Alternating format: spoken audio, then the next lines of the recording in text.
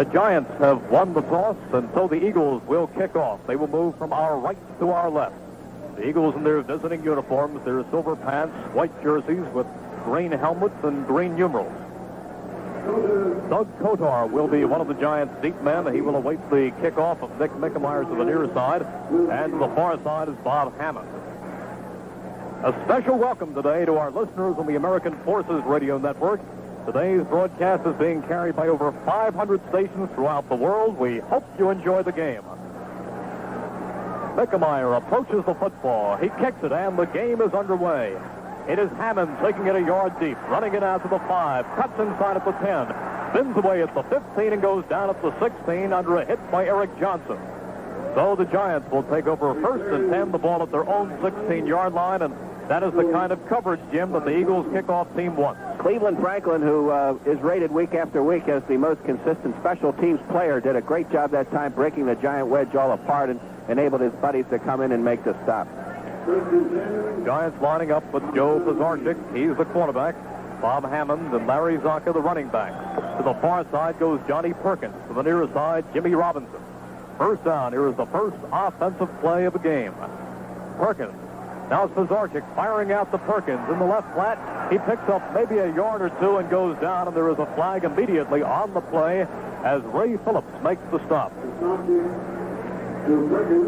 Doug Van Horn, the offensive guard, a little late in getting to the screen out there and was called for clipping. No matter, the Eagle coverage was excellent, and the clip was totally a waste of time and effort by Van Horn, but it's going to cost the Giants 10 yards, and the Eagles are going to take the penalty.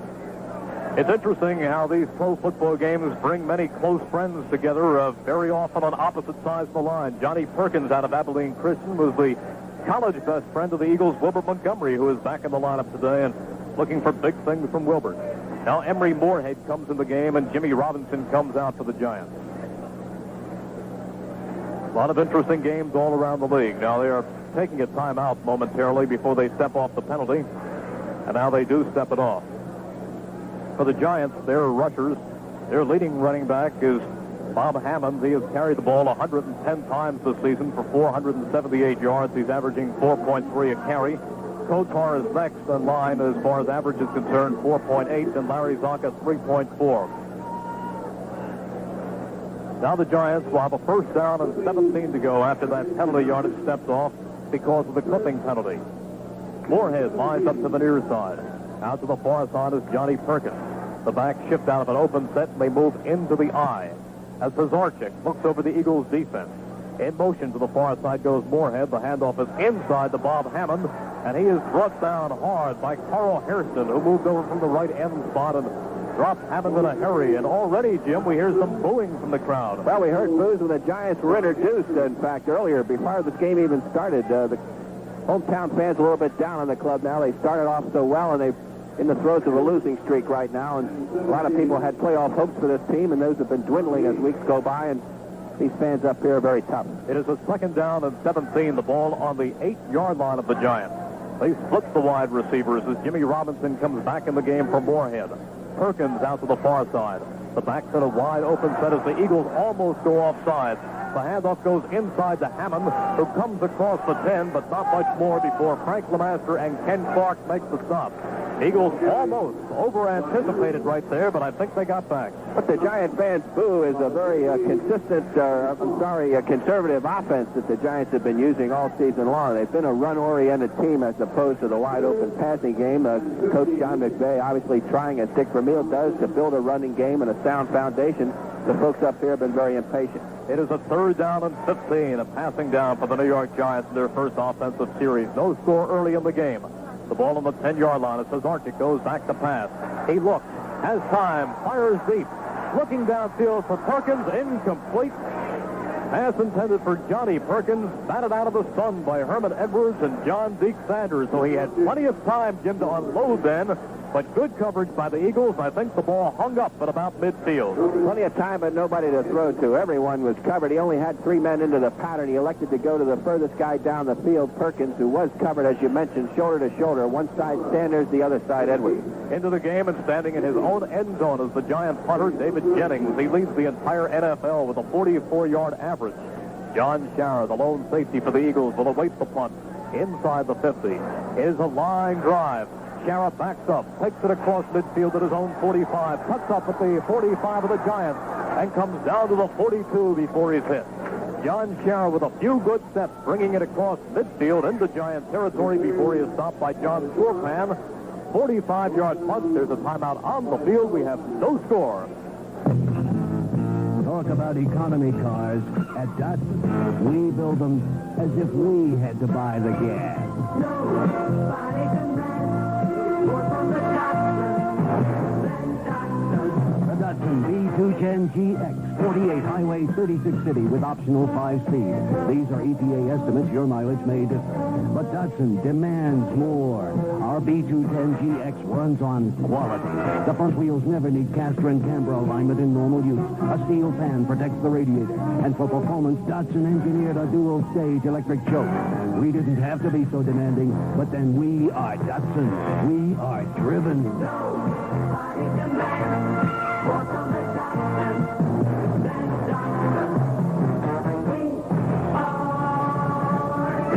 Check out the quality of a B210GX at your Datsun dealers today.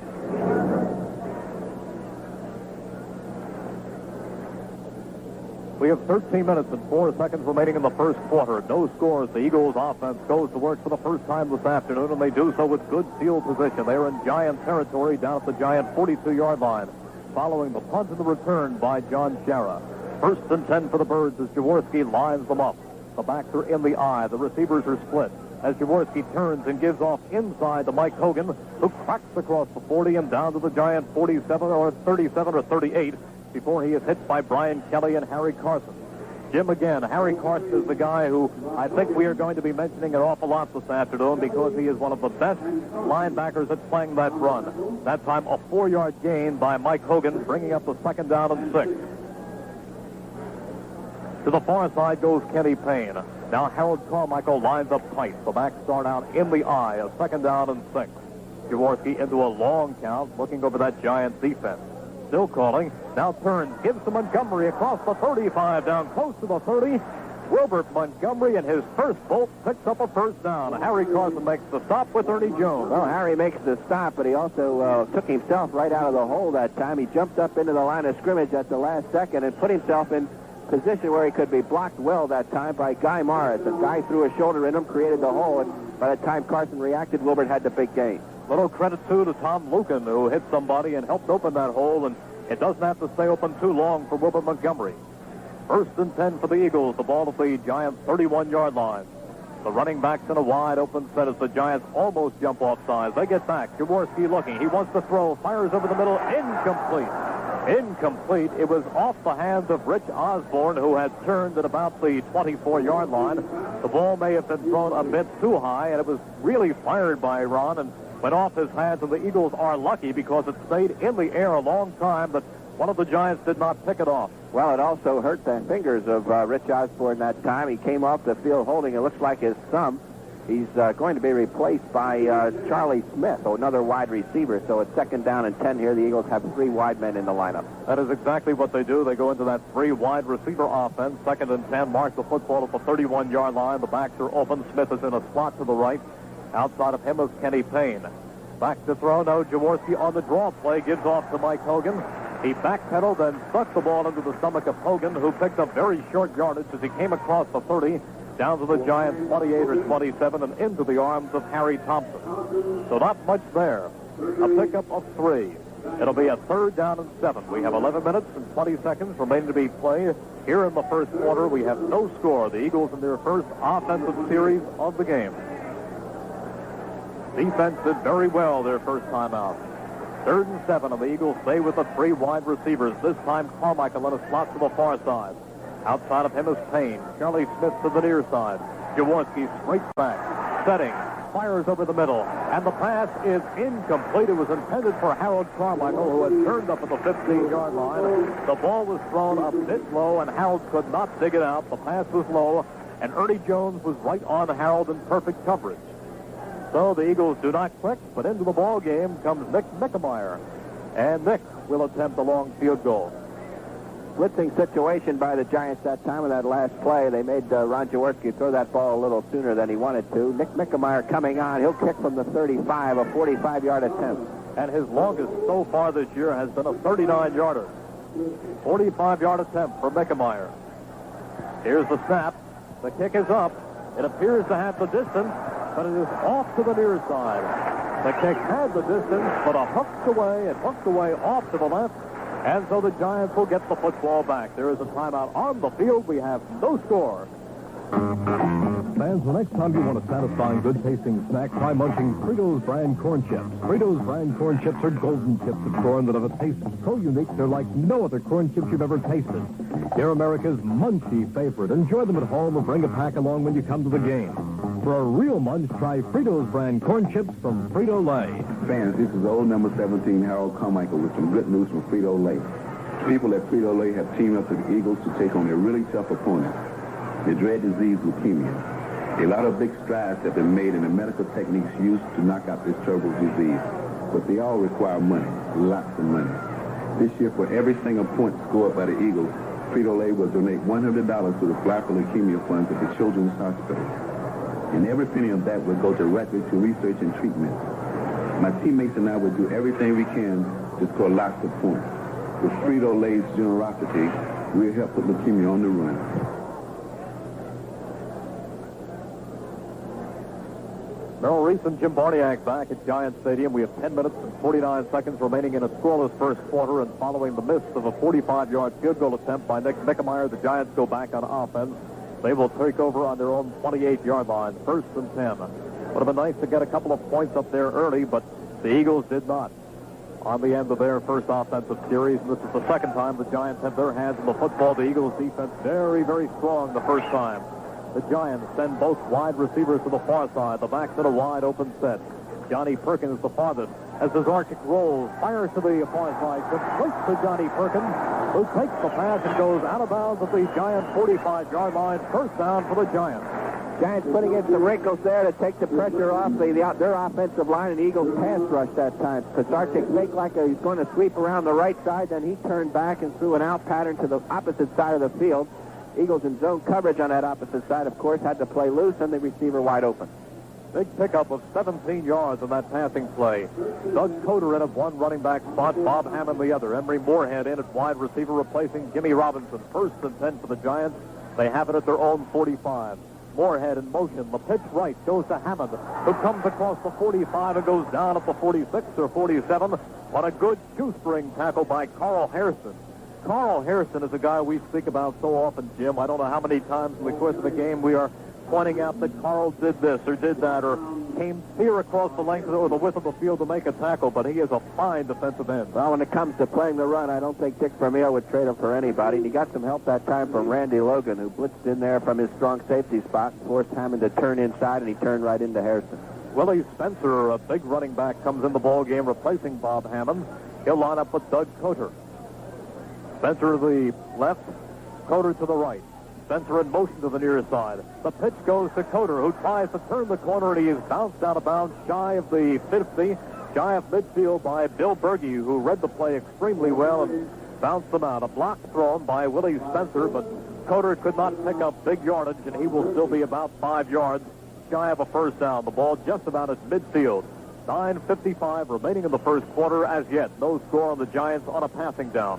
3rd down and 7 here, right in the middle of the field, almost at the 50-yard line. The Giants were very successful in weeks past at going to screen passes. Perhaps we can look for that here. They say his forward progress, to be exact, is the 48. The Giants' 48. So it is 3rd down and 7 as the Eagles look for the Giants to pass. Wide receiver split. Zarchik dropping back, being run out of the pocket. Carries the football across midfield, and he goes down at the Eagle 45-yard line, maybe to the 44. He does, and I believe he has a first down. Zarchik, almost trapped, elected to spin to his left, run up the middle, and finally tackled by Frank LeMaster, but he picked up 8 yards. Reggie Wilkes had a hand on him, just couldn't bring him down. He eluded 2 Eagles that time and moved up just enough for the first down. His forward progress as he was leaping forward with the football fully extended enabled him to get the first down. The officials are coming over to the sideline, and They're going to have a discussion right here. The Giants moving the football thanks to a good passing play to Johnny Perkins and a very good run right there by Pizarchik, who showed a little bit of mobility. James Thompson comes in the ball game. He'll replace Johnny Perkins. Carl Hairston had a shot at him. Dennis Harrison had a shot at him, and somebody actually had him by the hip, but he just turned and squirmed and raced up the center of the field, and he needed about 7 or 6.5 for the first down, and he got 8. Does have the first down. Pizarchik has had his ups and downs for the Giants. His quarterback rating places him at 48.7, though we're near among the league leaders. His completion average is 45%. They say that last week against the Washington Redskins in that very frustrating loss to the Giants, he had some very strong moments, but did not come up with a big play when they needed it, although the coaching staff also came under criticism for last week's loss.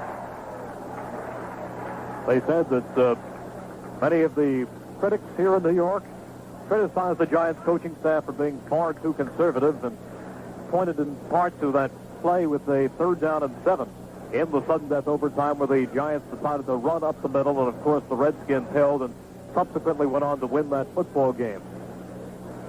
Official discussion here. We have 9:21 remaining in the first quarter. We have no score. The Giants have a first down. They are in Eagles territory inside the 45-yard line at about the 44.5. As Parkway Joe Pizarchik breaks them from the huddle. To the near side is Jimmy Robinson. To the far side, Johnny Perkins. A couple of dangerous wide receivers. The running backs in an open set. James Thompson and now one wide receiver. Pizarchik fires to the near side and completes the pass to Jimmy Robinson, who takes it and goes out of bounds inside the Eagle 35, down at the 34. Reggie Wilkes got in from his left corner linebacker spot and leaped in the air, almost deflected that ball. The Eagles really going after Pizarchik, trying to put a lot of pressure on him. That has been the thing that a lot of teams have tried to do, but that time he eluded Reggie Wilkes and had the quick out pattern going on this side of the field. Bobby Lee Howard, the victim, good coverage, but it was just timed so well and thrown so well, there's not much you can do about it. Going to bring in the chains right here and stretch them, and I believe they will find that the ball is very, very close. They're taking a long look, and they decide that it is just inches short of a Giant first down. They will spot the football just across the Eagle 35 at about the 34.5. So that brings up a second down and inches for the Giants. So Pizarchik is throwing very well early in the game. Emery Moorhead comes in as one wide receiver. Johnny Perkins the other. The running backs are Bob Hammond and Doug Coder on the 2nd down and 1.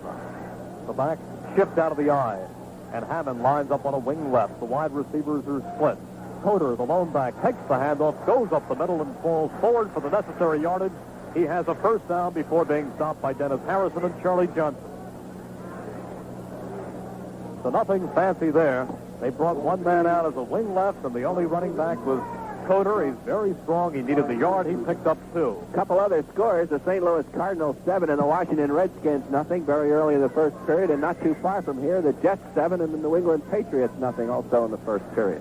1st and 10 for the Giants. They spot the football at the Eagle 32-yard line. Jimmy Robinson goes to the far side. Johnny Perkins lines up to the near side.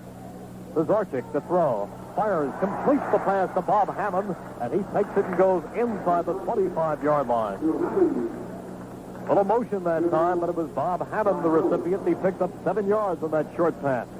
Hammond went in motion, then got right into the pattern. They put a little pressure on the left corner here by flooding it with receivers.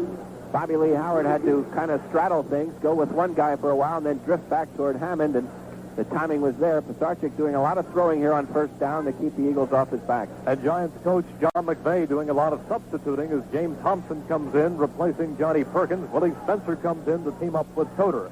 Spencer lines up as a wing left. The wide receivers are split. The handoff on a sweep left goes to Coder, who tries to turn the corner. He does. He comes down to the 20, and another Giant first down. Herman Edwards bounces him out of bounds, but he got some good blocks, and he picked up 5 yards and a first down. A big block by Willie Spencer, and that's what sprung him. A couple of good blocks on the offensive line by Gordon Gravel and Doug Van Horn and Jim Crack. Coder is not what you would call a burner. He's not a speed back, but that time he had the blocking. He had plenty of running room, and now the Giants are threatening.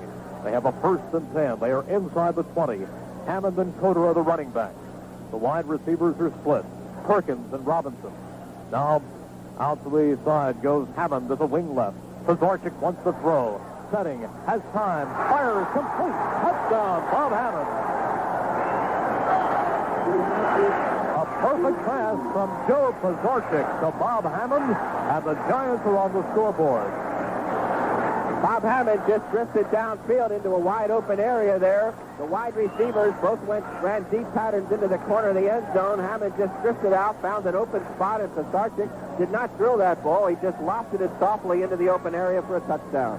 It was right on the money, and there was a definite mistake of the Eagles secondary because he was wide open. The try for the extra point by Joe Danello is up, and it's good. There's a timeout on the field with the score. The Giants 7, the Eagles nothing.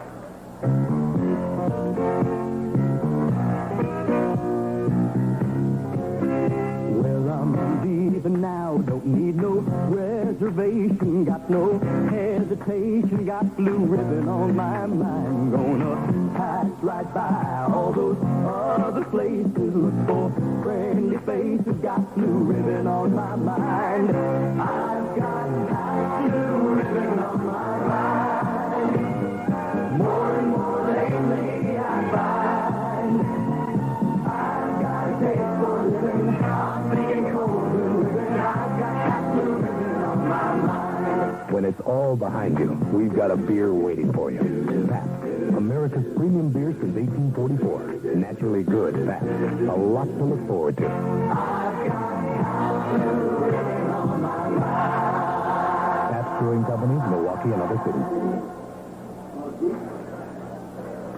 We have about 7.5 minutes remaining in the first quarter here at Giants Stadium, and the Giants are on the scoreboard, 7-0, following a 19-yard pass, a perfect pass from Joe Pazorchik to Bob Hammond. And now the Giants will kick off to the Eagles in the person of Joe Danello. Awaiting the kickoff to the far side is Louis Gimona, and to the near side, Billy Campfield. Here's the kickoff. It is a line drive, and moving up and taking it at the 10 is Gimona. Gimona to the 15, to the 20, runs to his left at the 25, to the 30, cuts back across the 35, and up to the 37 or 38 comes Louis Gimona. Did very well, picking up good yardage on that kickoff return before he was stopped by Frank Marion. But Jim, some very smart running that time by Gimona, who saw the middle box up and then cut to his left and found the hole. He did a fine job, and the Giants helped them, too. One of their problems this year has been covering kicks, both punts and kickoffs. They've been a little sloppy at one of each so far today. Eagles have Rich Osborne, the tight end, back in the game. He had hurt his fingers in that first series, but he is back in. They had gone through the remainder of the series with 3 wide receivers. 1st and 10 for the Birds, the ball at their own 38-yard line. The wide receivers are split. The running back's in an open set. Jaworski on play action. Same shape. Fires to the far side, completes the pass to Rich Osborne across the 40 up at the 41-yard line. Very little yardage, a pickup of 2, and Jaworski with good play action, looked downfield, but his primary receiver on the play, Kenny Payne, was not open, and then he flew into the flat, into that far side to Rich Osborne, who picked up 2 yards. Little play action there in hopes of fooling Terry Jackson, the left cornerback out there, the rookie, but he was not fooled at all, and he stayed right with Ken Payne, and Jaworski had to dump it off. At that time, and then when it closed up, he did throw quickly, but only a pickup of 2. 2nd down and 8. The ball at the Eagles' 41-yard line. They trailed the Giants 7-0 early in the game. The running backs are in an open set. The wide receivers are split. Jaworski goes to a long count. He turns. He hands off to Wilbur Montgomery, who comes up to about the 45-yard line before he is stopped. Wilbur picked up about 4 right there, and Harry Carson once again made the stop. Wilbert got off to such a great start this season. He was injured in the Cardinals game and has not played the past 2 weeks, but coming into this ball game, Wilbert picked up a total of 754 yards on 153 carries. That's almost a 5-yard a carry average. 3rd down and 4 for the Birds. Now they go with the 3 wide receivers. Carmichael wide to the near side. Payne to the far side. Charlie Smith in the slot right. Jaworski back to throw, fires, intercepted by Brad Van Pelt. Van Pelt intercepts the pass intended for Montgomery and brings it back to the Eagle 38. Big break for the Giant defense as Brad Van Pelt cut it front of Wilbur Montgomery and picked it off, and again the Giants will press it. Nothing fancy there. Van Pelt just read the pattern and drifted right in. And it was a poorly thrown ball by Ron Jaworski. Wilbert Montgomery covered from the very moment he came out of the backfield. Harold Carmichael ran a deep route, hoping to clear that short zone, and I think Ron threw it a little too quickly before he read the coverage because Brad Van Pelt was right where he was supposed to be. 6:22 remaining in the first quarter. The Giants have the football in Eagles territory down at the 38-yard line. The wide receivers are Perkins and Robinson. They're split. In motion to the far side goes Robinson. The back's in an open set. Tazarchik turns. Play action. Wants to throw. Unloads over the middle. Completes the pass to Perkins at the 20. Completes the pass to Perkins. I don't know how he got it off. He had Reggie Wilkes all over him. And as he was falling backwards, he somehow armed the ball over the middle. Complete for 18 yards and a Giant first down. Everything going the Giants' way right now. Reggie Wilkes jumped Tazarchik just he was throwing that football. The ball just sailed up there like a dying quail. Nobody in that middle zone between linebackers and deep receivers except the Giant receiver who beat everybody else to the football. Eagles had the rush that time, but they did not have the coverage from the Giants on the first down at the Eagles 20. The Giants already on top, 7-0. Threatening, they want some more. Moorhead goes in motion. The handoff goes to Bob Hammond, who comes off left tackle, crosses the 20 down to the 17, and there is a flag on the play. And right now, let us pause 10 seconds for station identification. Ken Garland plays your songs, WIP News, Merrill Reese Sports, The Go Patrol, and the exclusive Finkel forecast, 6 to 10 a.m. on 610 WIP, Philadelphia. If ever the Eagles needed a Giant penalty, it was right here, and Jim, they're going to get one. A clipping penalty there. One of the Giant offensive linemen guilty, a clipping penalty, but a holding penalty. It's against Jim Clack, the Giant center. So the holding penalty is against Clack, and it will move the football back to the 30-yard line of the Eagles. But the Giants are in business once again, thanks to the pass interception by Brad Van Pelt. First down and 20 for the Giants at the Eagles 30. Leading the Birds, Giants on top, 7-0. 5:38 remaining in the first quarter as Tazarchik wants to throw. He lofts the pass deep into the end zone. It is complete to Johnny Perkins for a touchdown. Perkins didn't have anybody within 15 yards of him. I don't know how he got that free. There wasn't anybody around Johnny Perkins. He could have been a baseball center fielder looking at the sky under a lazy fly ball and just yelled, "I got it." He was all by himself, and Tazarchik is taken up after he unloaded a 30-yard bomb, and they make it look easy as the Giants bounce their lead to 13-0. Well, again, Eagles secondary with a complete foul up here. Somebody in that secondary, a safety man, either Randy Logan or John Sanders, has responsibility on the deep patterns when they're in that type of zone. And nobody covered back there. And we saw both Sanders and Logan talking to one another as they drifted off the field. But you can bet one of the two had responsibilities deep. Nobody there. Perkins all by himself. This is as open as I have seen any receiver on any play on any team this year. There was just nobody with him. Here's the extra point by Danilo. It's up, and it's good. There's a timeout on the field with the score. The Giants 14, the Eagles nothing.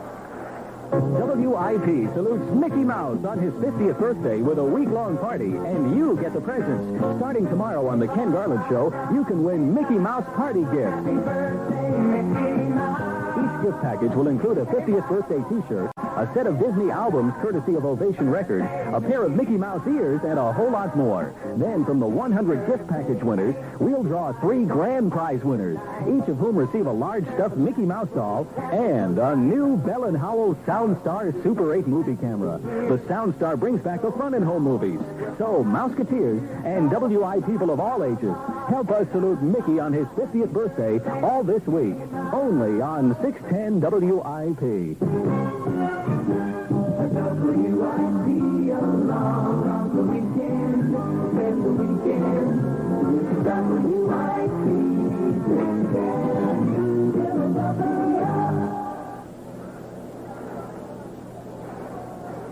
Five and a half minutes remaining in the first quarter. Merrill Reese and Jim Barniak back at Giant Stadium, and the Eagles are already in trouble. Of course, an awful lot of time remaining in this football game, but they are in early trouble as the Giants lead 14-0. And now Janello will kick off for the Giants following that 30-yard easy bomb to Johnny Perkins for the Giants' second touchdown of the afternoon. Deep for the Eagles. Jamona to the far side. Campfield to the near side. The kickoff is a poor one. It bounces.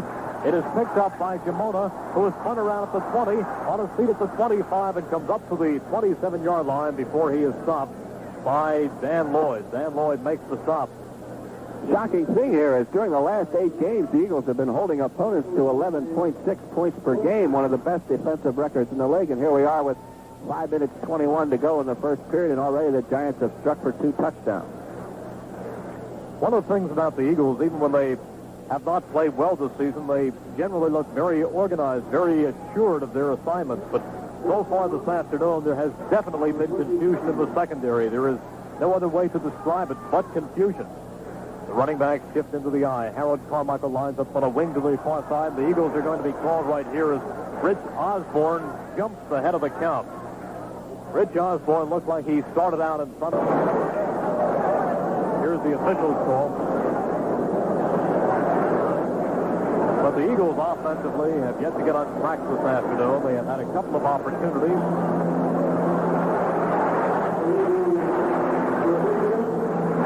Penalty being walked off against the Eagles. 5 yards in reverse. So instead of a 1st and 10, they will be into a 1st and 15. The Eagles have played well coming back a couple of times this year. They came from a 14-point hold against the Baltimore Colts. This Giant team a bit hungry, though. They have lost the past 3 weeks. The Eagles have won the past 2 weeks. 1st down and 15 for the Eagles. The football spotted at their own 23-yard line. The backs in an open set. The wide receivers are split. Jaworski looking over the Giants' defense.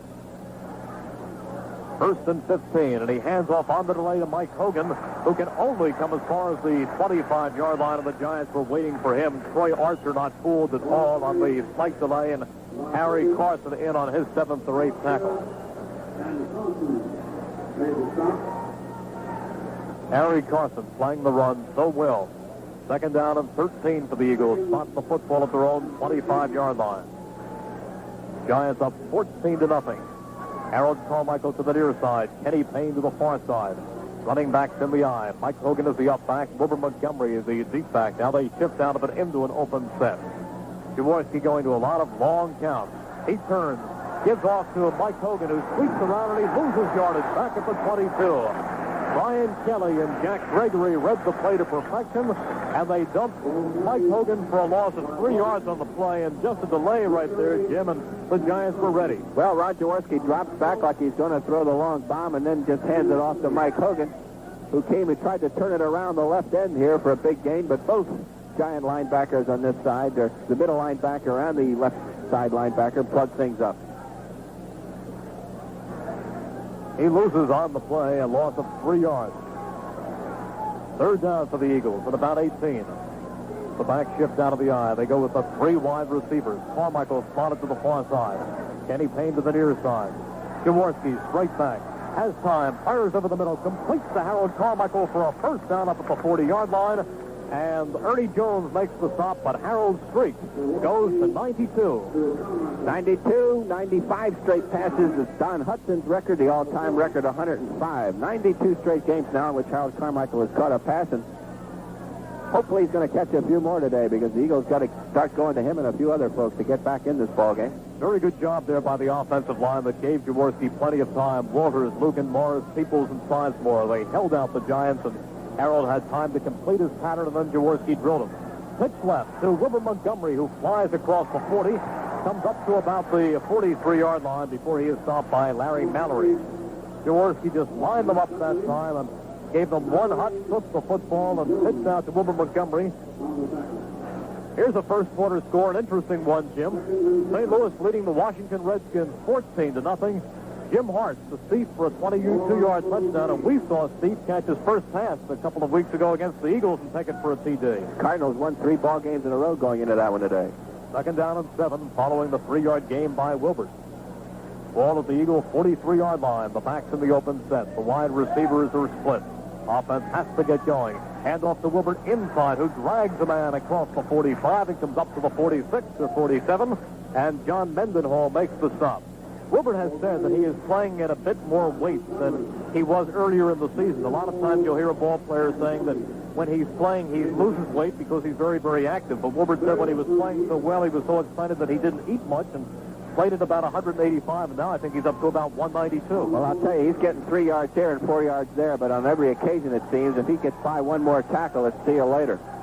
May happen. 1:56 remaining in the first quarter. Giants on top of the Eagles, 14-0. Rich Osborne goes in motion. Jaworski hands off inside to Montgomery, who cracks across midfield and down to the Giant 46-yard line for a first down, and he had the good burst right there, and Wilbert looks now like he's never been away. Boy, there was another occasion, too. One more tackle there, and he's into the secondary. There isn't a soul on the Giants' backfield there who can stay with Wilbert on a foot race. That time they were very lucky that they got him. Billy Werndale extols the blocking of Morris Peoples and Sizemore right there, and Billy's right on the button. They did throw the blocks. They did open the hole, and Wilbert took advantage. 1st and 10 for the Eagles as they try to sustain something. 1:15 remaining in the first quarter. So far, it's been all the Giants. Jaworski on first down, being chased, wants to throw, fires the bomb, looking deep for Carmichael. Incomplete. Carmichael juggled the football. Ray Rhodes was on him and did a great job to bat the ball away from Carmichael. But he had Carmichael down that left sideline, down at about the 4-yard line. But a good job right there by Ray Rhodes, who played that pass as well as it could be played. Absolutely. Harold with good position, and also, of course, he's got size going for him as he has against every cornerback in the league. And Harold had a chance to catch that ball, but Ray Rhodes did the smart thing. He started poking at Harold's arms and at the football, hoping to jar it loose, and he was successful in this instance. I'll tell you what Harold is thinking right now. He is a little unhappy with Harold because anytime he even touches a ball, he doesn't care who else touches it. If it touches his hands, he is dissatisfied unless he brings it in. He has those great big hands, and he is an outstanding receiver. He made the two big plays a week ago to beat the Jets. It's 2nd down and 10 for the Eagles. They're at the Giant 46. Jaworski to Montgomery, who comes across the 45, down to the 43, but he is abruptly put down by Harry Carson and Brad Van Pelt. I think that is the 8th tackle this afternoon for Harry Carson, and we're seeing just how good he is. Well, that time the Eagles ran a little crisscross pattern in the backfield, faking to Hogan, hoping to draw Carson out of there, but he didn't go for it. He stayed right there, and Wilbert came in from the other direction, and Carson, of course, made the stop. Like Bill Berge, he did not enjoy much of the national limelight as a college player. Berge, of course, went to Arkansas State, and Harry Carson at South Carolina State. The Giants will rotate into the nickel defense. The Eagles with a 3rd down and 6. The ball at the Giant 42. Jaworski straight back to throw. Setting, looking, fires, incomplete. Intended for Mike Hogan, but Hogan was covered by Larry Mallory, and Jaworski had to throw the football, and Hogan really did not have a shot at that one. Hogan covered well that time by Mallory. Mike was not into the pattern as yet, and Jaworski under a heavy rush had to throw too soon. Nobody really into that flat pattern when Hogan was about to start in that direction, but the ball was on its way before he was. Putting that good rush on for the Giants was John Mendenhall. He came in hard. Jaworski just got it off. And now the Eagles will punt as Mike Michel backs up to take the snap from Dennis Franks at his own 43-yard line. Waiting deep into the far side is Bob Hammond. To the near side is Jim Robinson. Robinson goes over to the far side. Then it's Hammond to the near side. A high punt sailing over the head of Michel. He picks up the football and turns and kicks it away, and it will be taken by a Giant and dropped at the 35-yard line. But let us give some credit right here to Mike Michel, who had the football snapped a good 5 yards over his head. He raced after it. He picked it up on a bounce. He raced to the far side. He stopped. He turned, and he boomed the soccer kick downfield. It was taken by Terry Jackson. He dropped the football, then fell on it. The Giants will take over 1st and 10 at their own 35-yard line. But what a great clutch job by Mike Michel. Well, when Mike Michel came here from the Miami Dolphins by way of Stanford, Dick Vermeil said, watch this guy. He's an athlete. He can do a lot more things than just stand back there and kick the ball. He didn't want to have to do more right there, but he did, and he did it well. 1st and 10 for the Giants. The handoff goes inside to Dan Dornick. Now in the game at one running back spot, and Dornick comes up to about the 39 or 40-yard line. There is the gun. That's the end of the first quarter. There's a timeout on the field with the score. The Giants 14, the Eagles nothing. Of all imported pickup trucks, guess which one is numero uno? You guessed it, Datsun.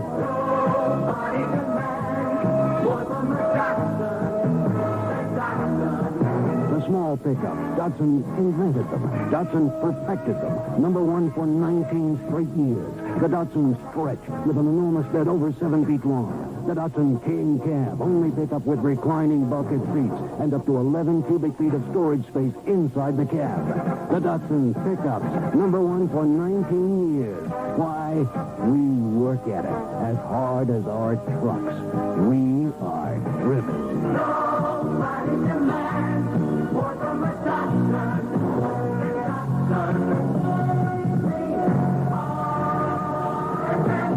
See and drive America's number one pickups at your Datsun dealer.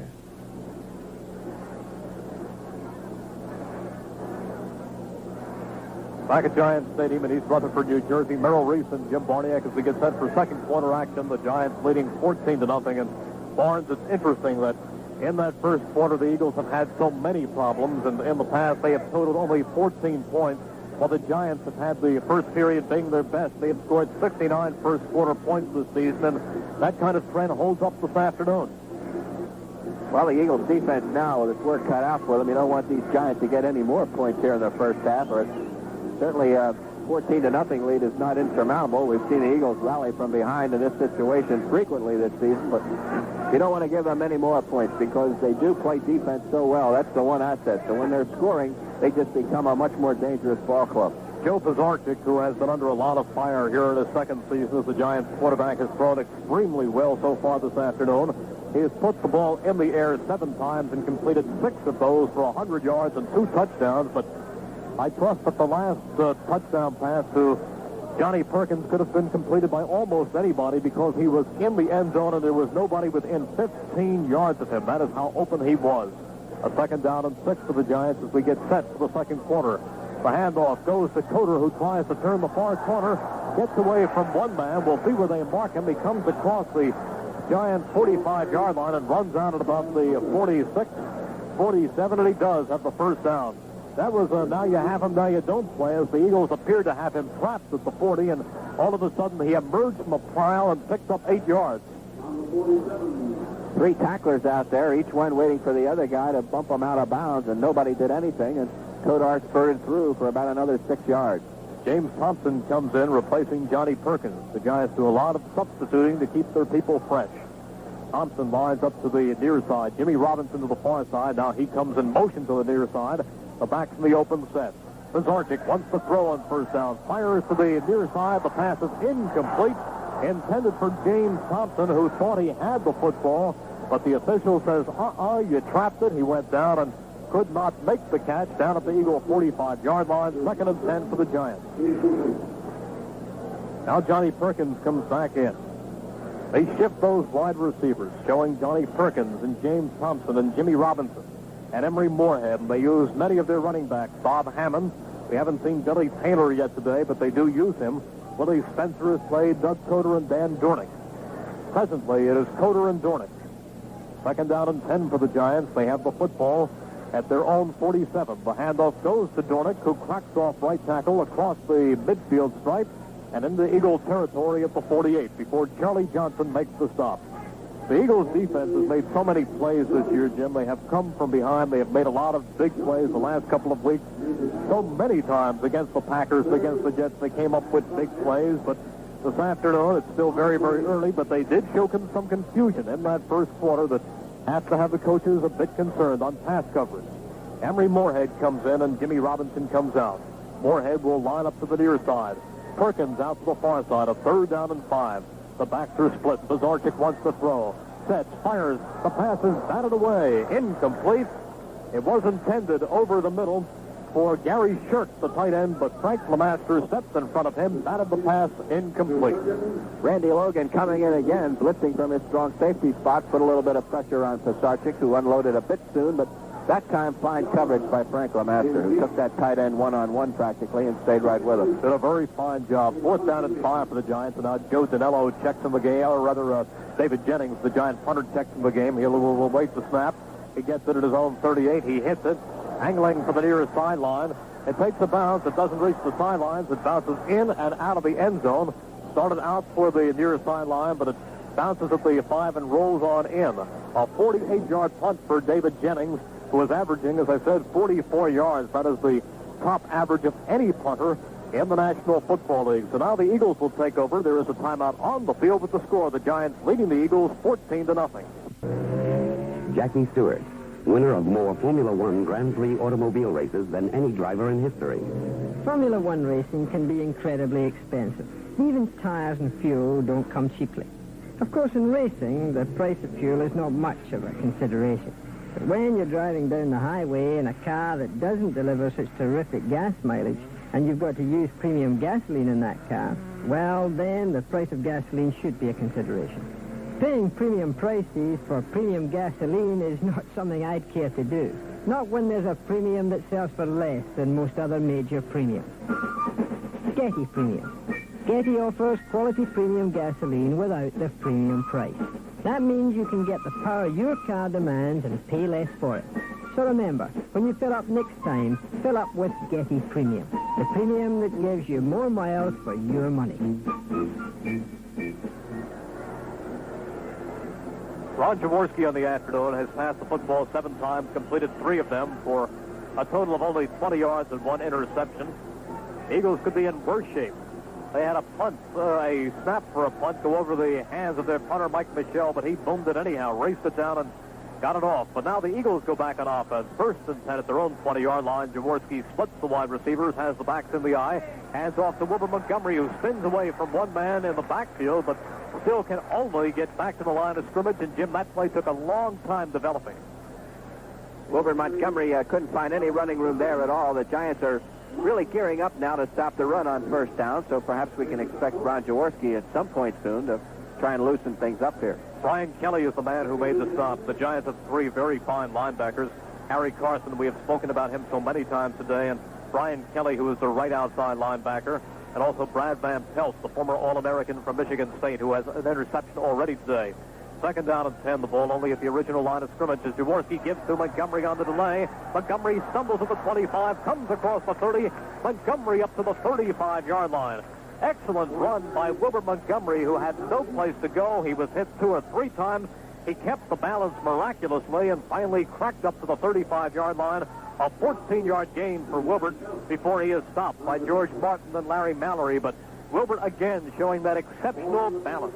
Broke some tackles in the secondary there, running very well. Don't forget, about 4 weeks ago, he was hurting from head to toe and showing no ill effects of it here, however. 1st and 10 for the Birds. The wide receivers are split. Rich Osborne takes a step outside, now moves in motion to the near side. As Jaworski turns inside again, goes to Montgomery, who finds a hole in the middle and comes up to the 38 before Brian Kelly stops him. Brian Kelly and Jack Gregory. I'm amazed the way Wilbur is running. He picks up 5 yards right there. Not that I'm amazed by much that Wilbur does, but here is a guy who has missed the past 2.5 weeks and already has carried the football 9 times for 51 yards. And little Wilbur just right back where he started. He just shows no effects about ankle and knee injury whatsoever. 2nd down and 5 for the Eagles. The wide receivers are split. The backs are in the eye. We have 11:59 remaining in the half. Giants on top 14-0. Eagles still trying to get that offense operating. Jaworski hands off inside to Mike Hogan, who spins across the 40 and comes up to the 42 before Troy Archer makes the stop.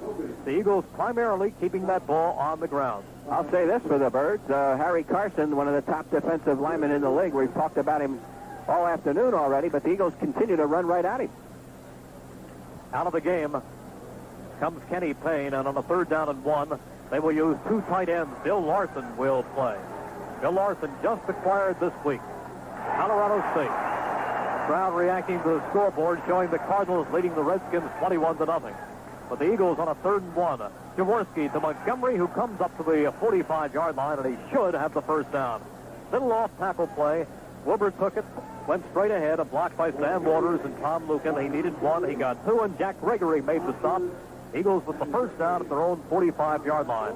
10:55 remaining in the half. Eagles trailing the Giants 14-0. Wilbur Montgomery. 1st and 10 for the Birds. They line up at their own 45. The wide receivers are split. The backs start out in the eye, and now they shift into a set left. As Jaworski goes into the long count. He retreats. He sets up. Looking. Fires in the flat. incomplete, intended for Mike Hogan at the 45-yard line. The ball was thrown a bit in front of him, and he could not bring it in. But there is a flag thrown down at the Giant 40. That's thrown in the illegal chuck territory there. Let's see if that's a call.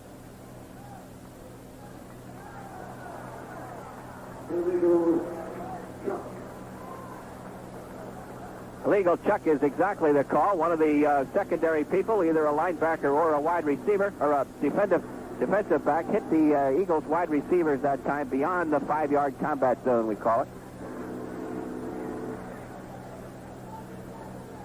It is just that, and they will move the football up to midfield, and it will be a first down and 10 for the Eagles right there. Wilbert's last carry brought him up to 807 yards on the season, giving him the most yards since Tom Sullivan picked up 968. That was back in 1973. First and 10 for the Eagles. They have the ball at midfield, trying to get that offense in gear. Jaworski turns, gives off to Mike Hogan, who finds some running room off left tackle, and he comes across midfield and down to the Giant 46 before Jack Gregory and Brian Kelly makes the stop. Eagles just not clicking in that first quarter. They have had so many problems in the first quarters, and it seems like week after week, Coach Dick Vermeil has asked about that, and people have said, Dick, is it the play calling? Are you too conservative? Don't you put the ball up enough on first down? But Dick has pointed out that he feels it is not the play calling so much as the execution. There have been several breakdowns, several opportunities for points, but they have not come so far. Second down and 6 for the Eagles. 9:48 left in the half. Giants up 14-0 as Jaworski wants to throw. Bing rush. Fires incomplete in the flat for Mike Hogan. Mike Hogan was out there in the near flat, but that was the case where Jaworski had no time. He had the good rush. He had the 6'1", 255-pound bulk of Grambling's John Mendenhall bearing down on him, and he just unloaded out to Hogan, and perhaps it was a good thing the pass wasn't complete, because Hogan would have been thrown for a loss. Dick Vermeil a little angry at the wide receivers there. They're taught that when Ron Jaworski reads blitz, he'll make an audible sound, and all those Giant linebackers were coming. The wide receivers are then instructed to make quick out patterns to the outside so Jaworski can unload the football. Well, apparently somebody missed signals because Ron Jaworski had no place to throw the football that time and threw it away. A big third down for the Eagles right here as Carmichael lines up wide to the near side. Out to the far side is Kenny Payne. The back shift down to the eye. Hogan left, Montgomery right. Jaworski taking a long look at the defense. He's retreating, looking, firing, over the middle. Complete to Rich Osborne for a first down. Rich Osborne bobbled the football as it hit his hands, but he pulled it in and took it down at the Giant 34-yard line for a first down, a 12-yard pickup, and a good job by Ozzie.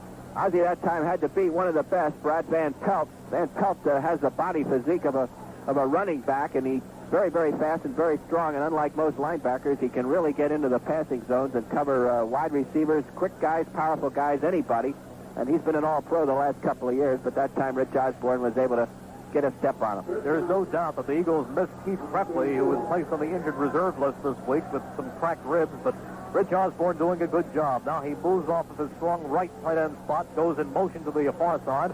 The back's in the eye as Jaworski hands off to Montgomery, who finds running room and comes across the 30 and down to the 29.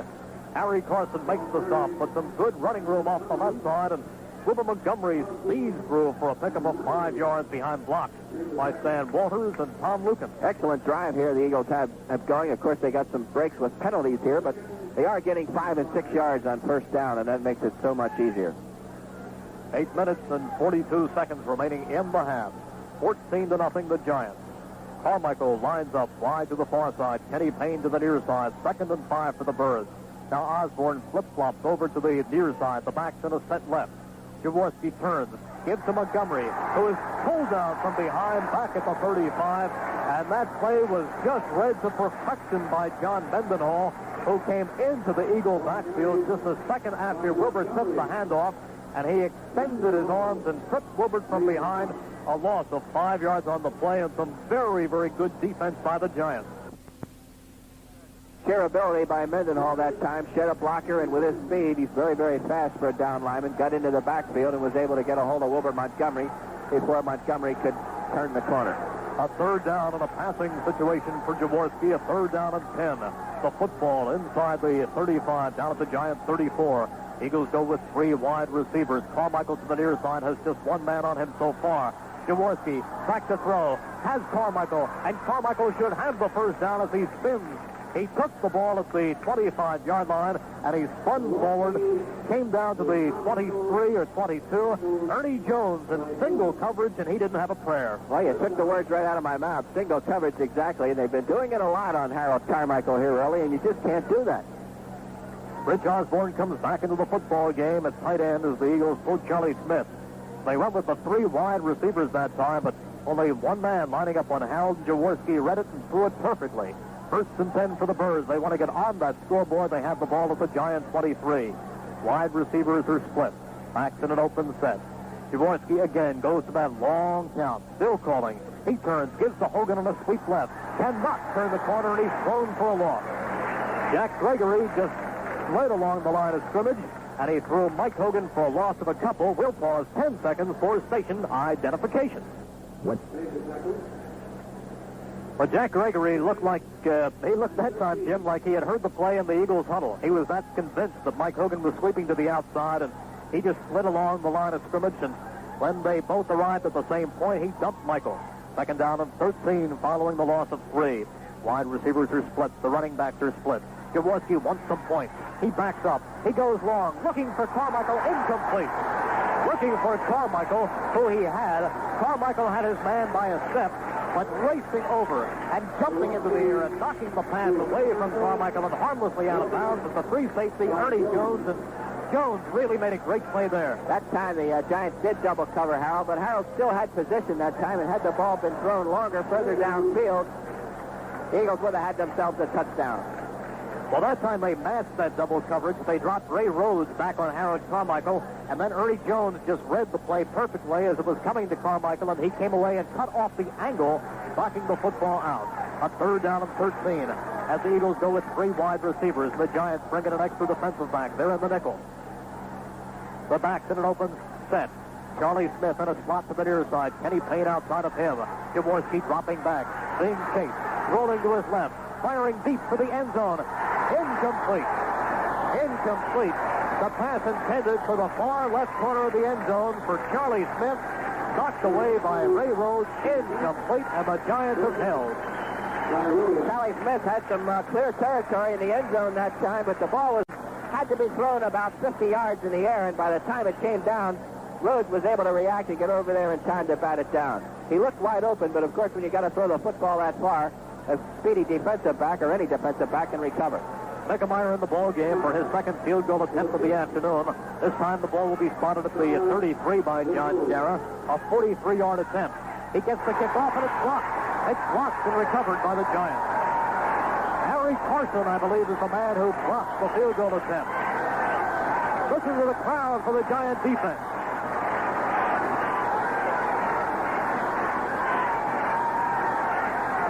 Here's a timeout on the field with the score. The Giants 14, the Eagles nothing. This is Rocky Graziano. Have you seen our TV commercial for today's man? You know, with Smoking Joe, me, Cal Rhodes, and all those other guys. Well, it teaches you about winning. They win by hitting the right place at the right time. That's how to win when you're buying things, too. Like right now, is the right time to hit today's man. Why? Because you could take $100 off the price tag on any new suit. That's why. And you could take $50 off the price tag on any sports coat or top coat or raincoat. And $50 isn't chicken feed either. You want to win at shopping for clothes, then hit the right place. Today's man at the right time, right now, while they got the winter sale going on. You get great brands at great prices, and they're great guys, too. So get over to Roosevelt Boulevard or City Line or Market Street to your nearest today's man. And tell the guy Rocky Graziano says, treat you right or give him one right in our panza.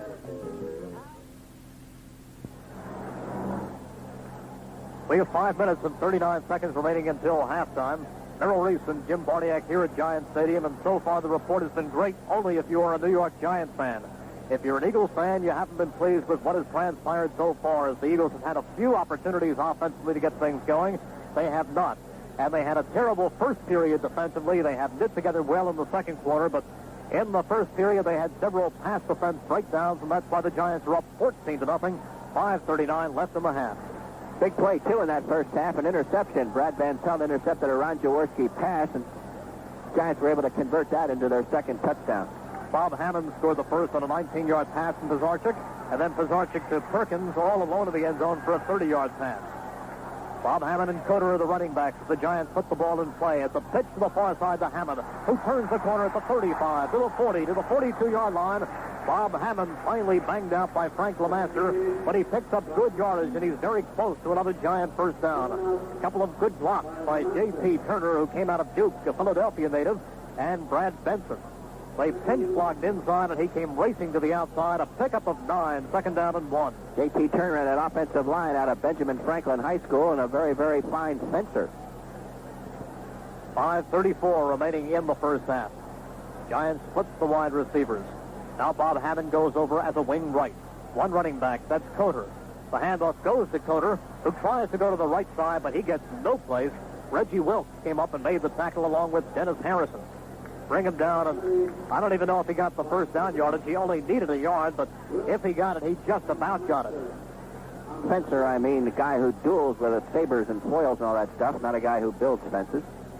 Ben Franklin High, for some reason, has turned into a kind of a fencing hotbed. I knew that somewhere along the line of this broadcast, or somewhere along the line of the season, you will turn things over to epées and foils and sabers, and they will extend the foils with yard markers on them, and look and see that he got the first down. There's the scoreboard again, and you can hear the roar as the Cardinals mount their lead over the Redskins, 24-0. 24-0. The Cardinals got healthy 3 weeks ago against the Eagles, and Jim, they haven't cooled off yet. Well, they're very healthy here. These fans are real scoreboard watchers. They react to things. You sometimes hear screams and oohs and ahs, and you look up and you don't know what they're talking about or reacting to, but usually it's the scoreboard. Well, many weeks there is nothing worth watching but the scoreboard for these fans, but today they have had a lot of offense, some good passing plays, and Pizarchik's looked good. 1st and 10 for the Giants as Pizarchik rolls right. Fires to the far sideline, and the pass is incomplete. It was caught by Johnny Perkins over on the far side up at midfield, but they say he was out of bounds. He had a foot at the across the sideline, and Bobby Lee Howard was over there to play some pretty good defense. Bobby Lee Howard was right on him. So it is a 2nd down and 10 for the Giants, who have the football at their own 43-yard line. Emery Moorhead now comes in, replacing Jimmy Robinson as one wide receiver, Johnny Perkins the other. Bob Hammond and Doug Coder are the running backs. Moorhead lines up to the near side. The back shift into the eye. Perkins to the far side. 2nd down and 10. Moorhead in motion to the far side. It's a pitch right to Bob Hammond, who is tackled from behind to the 42-yard line. A shoestring tackle by Dennis Harrison, and he showed something right there. Great pursuit that time. Reggie Wilkes gets credit with the force. He shot in from his corner spot and jammed up the blocking, and then Dennis Harrison, pursuing from the far side, leaped in there and got a finger or a hand or something on the ball carrier and toppled him over. Well, he's big, and when he extends his frame to its fullest, he can really take advantage of that height. Dennis Harrison, 6 feet 8, 275-pound rookie, developing very well out of Vanderbilt University. A 3rd down and 10, and Jimmy Robinson is back in the game. He flanks over to the far side. Johnny Perkins to the near side. In motion to the near side comes Robinson. They're both over left. A delay. The handoff goes to Coder, and Coder goes no place. Coder goes no place but into the arms of Carl Harrison, and the crowd didn't like that call one single bit, and the Giants will have to punt the football with 4 minutes remaining in the half, but the Giants lead 14-0. Good play by the Eagles defense. They were ready for that delay. John Chara will drop back as the lone safety at the 15-yard line.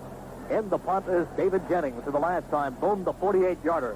Jim Peterzak snapped it. This punt is high, and it is wobbling, and Chara calls for a fair catch at his own 20-yard line. And the Eagles will take over 1st and 10 at their own 20, following a 37-yard punt. So he just got that into the air. Not one of his better punts, but there was a wave of New York Giants coming down on John Chara, and he just wisely called for the fair catch. Time for the Eagles offense to produce something. They have come down. They have come as far as the Giants' 20-yard line, but they have not gotten in for a score. Nick Nickemeyer missed the field goal attempt, the long one, a 45-yarder, which had the distance but was wide to the near side in the first quarter. He had a shot in that last offensive series, but the field goal was blocked by Harry Carson and recovered by the Giants. So now Ron Jaworski wants to bring them down. It was Brian Kelly who made the recovery and put the Giants back on offense, but they didn't do anything with it that time. 3:37 remaining to be played here in the first half. So far, 14-0 the Giants. Jim, how about the scoreboard? Okay, the Jets hanging on top of the unpredictable New England Patriots at this point, 7-3 in the second period. San Diego and Minnesota tied 7-7 in the second period. And, of course, the big one that we've given you already, St. Louis 24 and Washington 0. They're still playing in the second period. Tampa Bay leads Buffalo 7-0. They're in the first period. Jim, just repeating that announcement at the beginning of the broadcast, when the Eagles announced that their owner and president, Leonard A. Tost, underwent successful open heart surgery last Tuesday at the Texas Heart Institute in Houston, Texas. He's doing fine, and the operation to replace the aortic valve was performed by the renowned heart surgeon, Dr. Denton Cooley, at the recommendation of Mr. Tost's personal physician, Dr. Salvatore Carfagno of Norristown. And Dr. Carfagno is down there with Leonard, and he's doing well, and we wish him the speediest recovery. And he's with us today listening to the game out in Houston, Texas. 1st and 10 for the Eagles as Jaworski hands off on first down to Billy Campfield, who spins across the line of scrimmage, comes up to about the 24-yard line, a pickup of 4. Tackled by John Mendenhall. The Giants do not have any size in their defensive secondary. They have Terry Jackson, who is 5'10", and Larry Mallory, 5'11", and Ray Rose, who is 5'11". Ernie Jones is their big man back there, the free safety, 6'3". So perhaps the Eagles can go to some kind of fire high play and get Carmichael open some more. A 2nd down and 7 following the pickup of 3 by Billy Campfield. The ball at the 23-yard line. The back's in an open set. Campfield in, giving Wilbur Montgomery a breather. Jaworski on play action.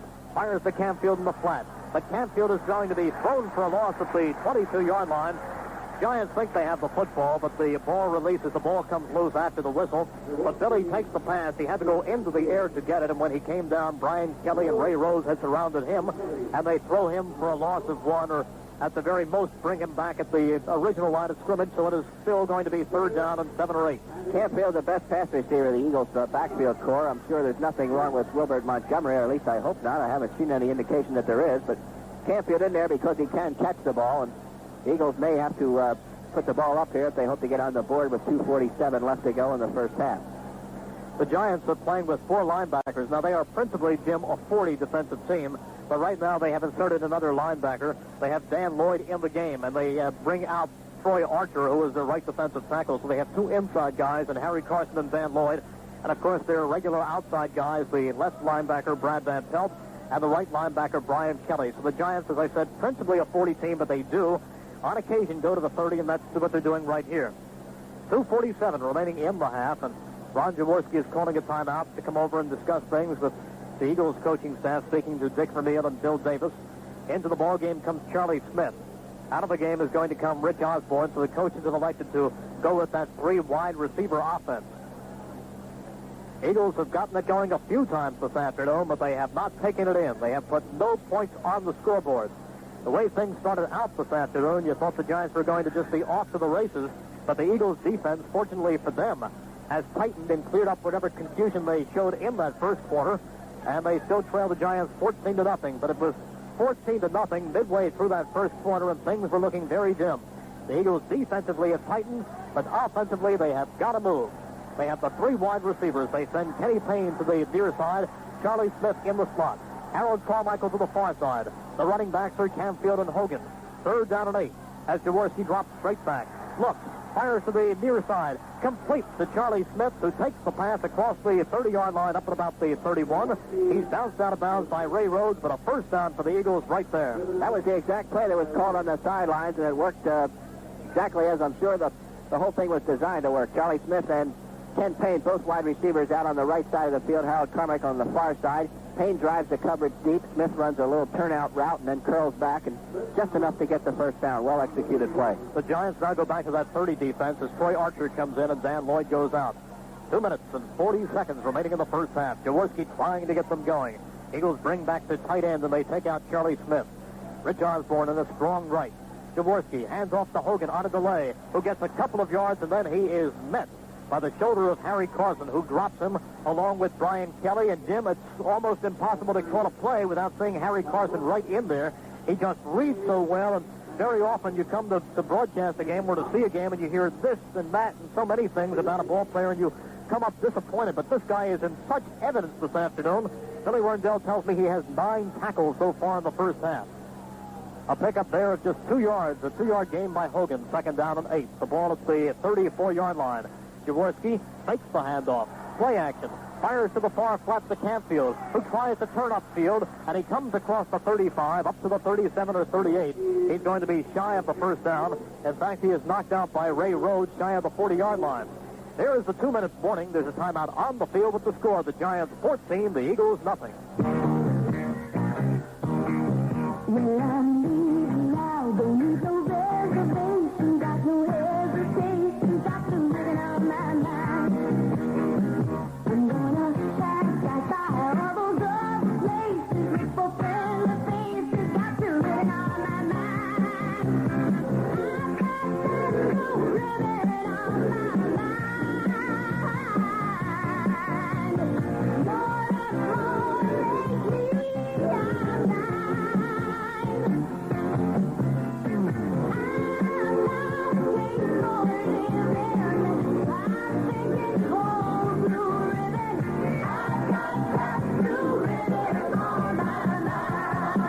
Naturally good Pabst. America's premium beer since 1844. Pabst, a lot to look forward to.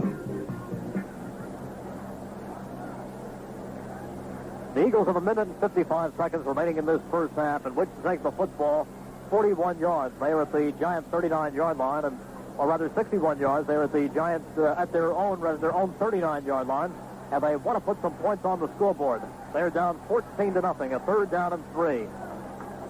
Orrin Middlebrook comes in the game as one wide receiver. The Eagles now go to 3 wide receivers. Jaworski lines them up. He drops back. He wants to throw on 3rd and 3. He fires down the middle, looking deep for Carmichael, who has it down at the 20, down at the 15. Jaworski to Harold Carmichael. He threw the bomb. Carmichael ultimately upended by Ernie Jones, but Jaworski threw the bomb as perfectly as it can be thrown, and Big Harold ran under it. First down, Eagles, and they are threatening now. 47-yard gain. Harold is very, very quietly, at least on a national scale, having one super season this year. And on this time, at this particular play, he just comes up with a whale of a catch. He's running downfield, has to look back over his shoulder, spot the football, judge it, and then go up and make the catch. And just an outstanding effort that time by Harold. I've said it often, and I mean it as sincerely as you can mean anything. If there is a better wide receiver in all of the NFL, I haven't seen him.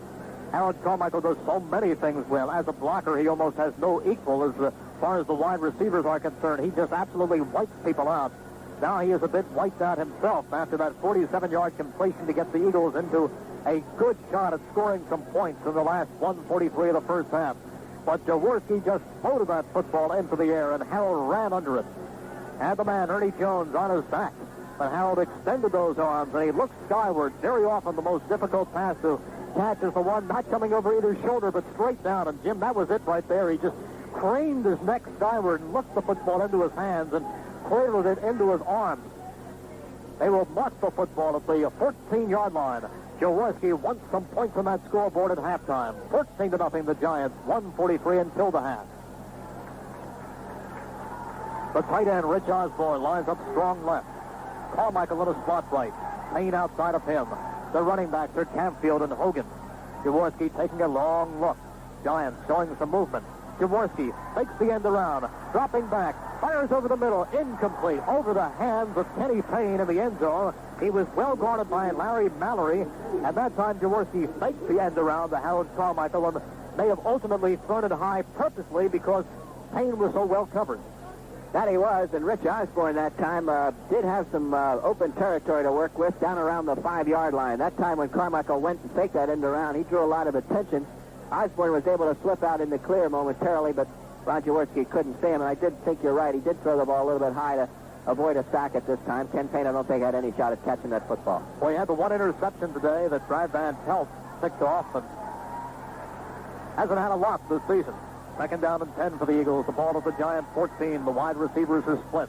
The running back's in the eye. Jaworski to Montgomery, who runs over the left side across the 10 and down to the 8. Wilbert Montgomery, like a bolt of lightning, took the football, and he just moved so quickly. Tom Lucan threw a ferocious block, but Wilbert ran through and crossed the 10 and went down to the 8-yard line. A burst of 6 of the quickest yards you ever did see. And another surprise on the scoreboard. New Orleans 7, Dallas nothing. First period. Very, very early in that game, though, and have to wait and see. Very often you look up at that scoreboard and you say, hey, how about that? And then you realize they have 3 quarters to go and a lot of things transpire. The Eagles are going to take a timeout right here, and this is their second timeout. Their second timeout, so they have one more remaining here in this first half, but has seen them have their offensive problems. But, Jim, I think in that second quarter, the defense, to its credit, really knit together well. They were just in disastrous shape in that first half. They just seemed to have a lot of indecision in that secondary, and I haven't seen a guy more open than I did see Johnny Perkins when he caught that touchdown pass of 30 yards from Pizarchik. But right here, the Eagles' defense is stiffened. They have organized themselves, and now the offense has the ball in gear. No question the Giants came out with some new wrinkles in their offensive scheme of things today. They certainly have not been throwing the ball as much as they've thrown it today. They threw on first down an awful lot. They threw on play action in the first period. And they did confuse the Eagles secondary and the Eagle linebackers, and they were able to put some points on the board. But the Eagles, of course, can come off with something here.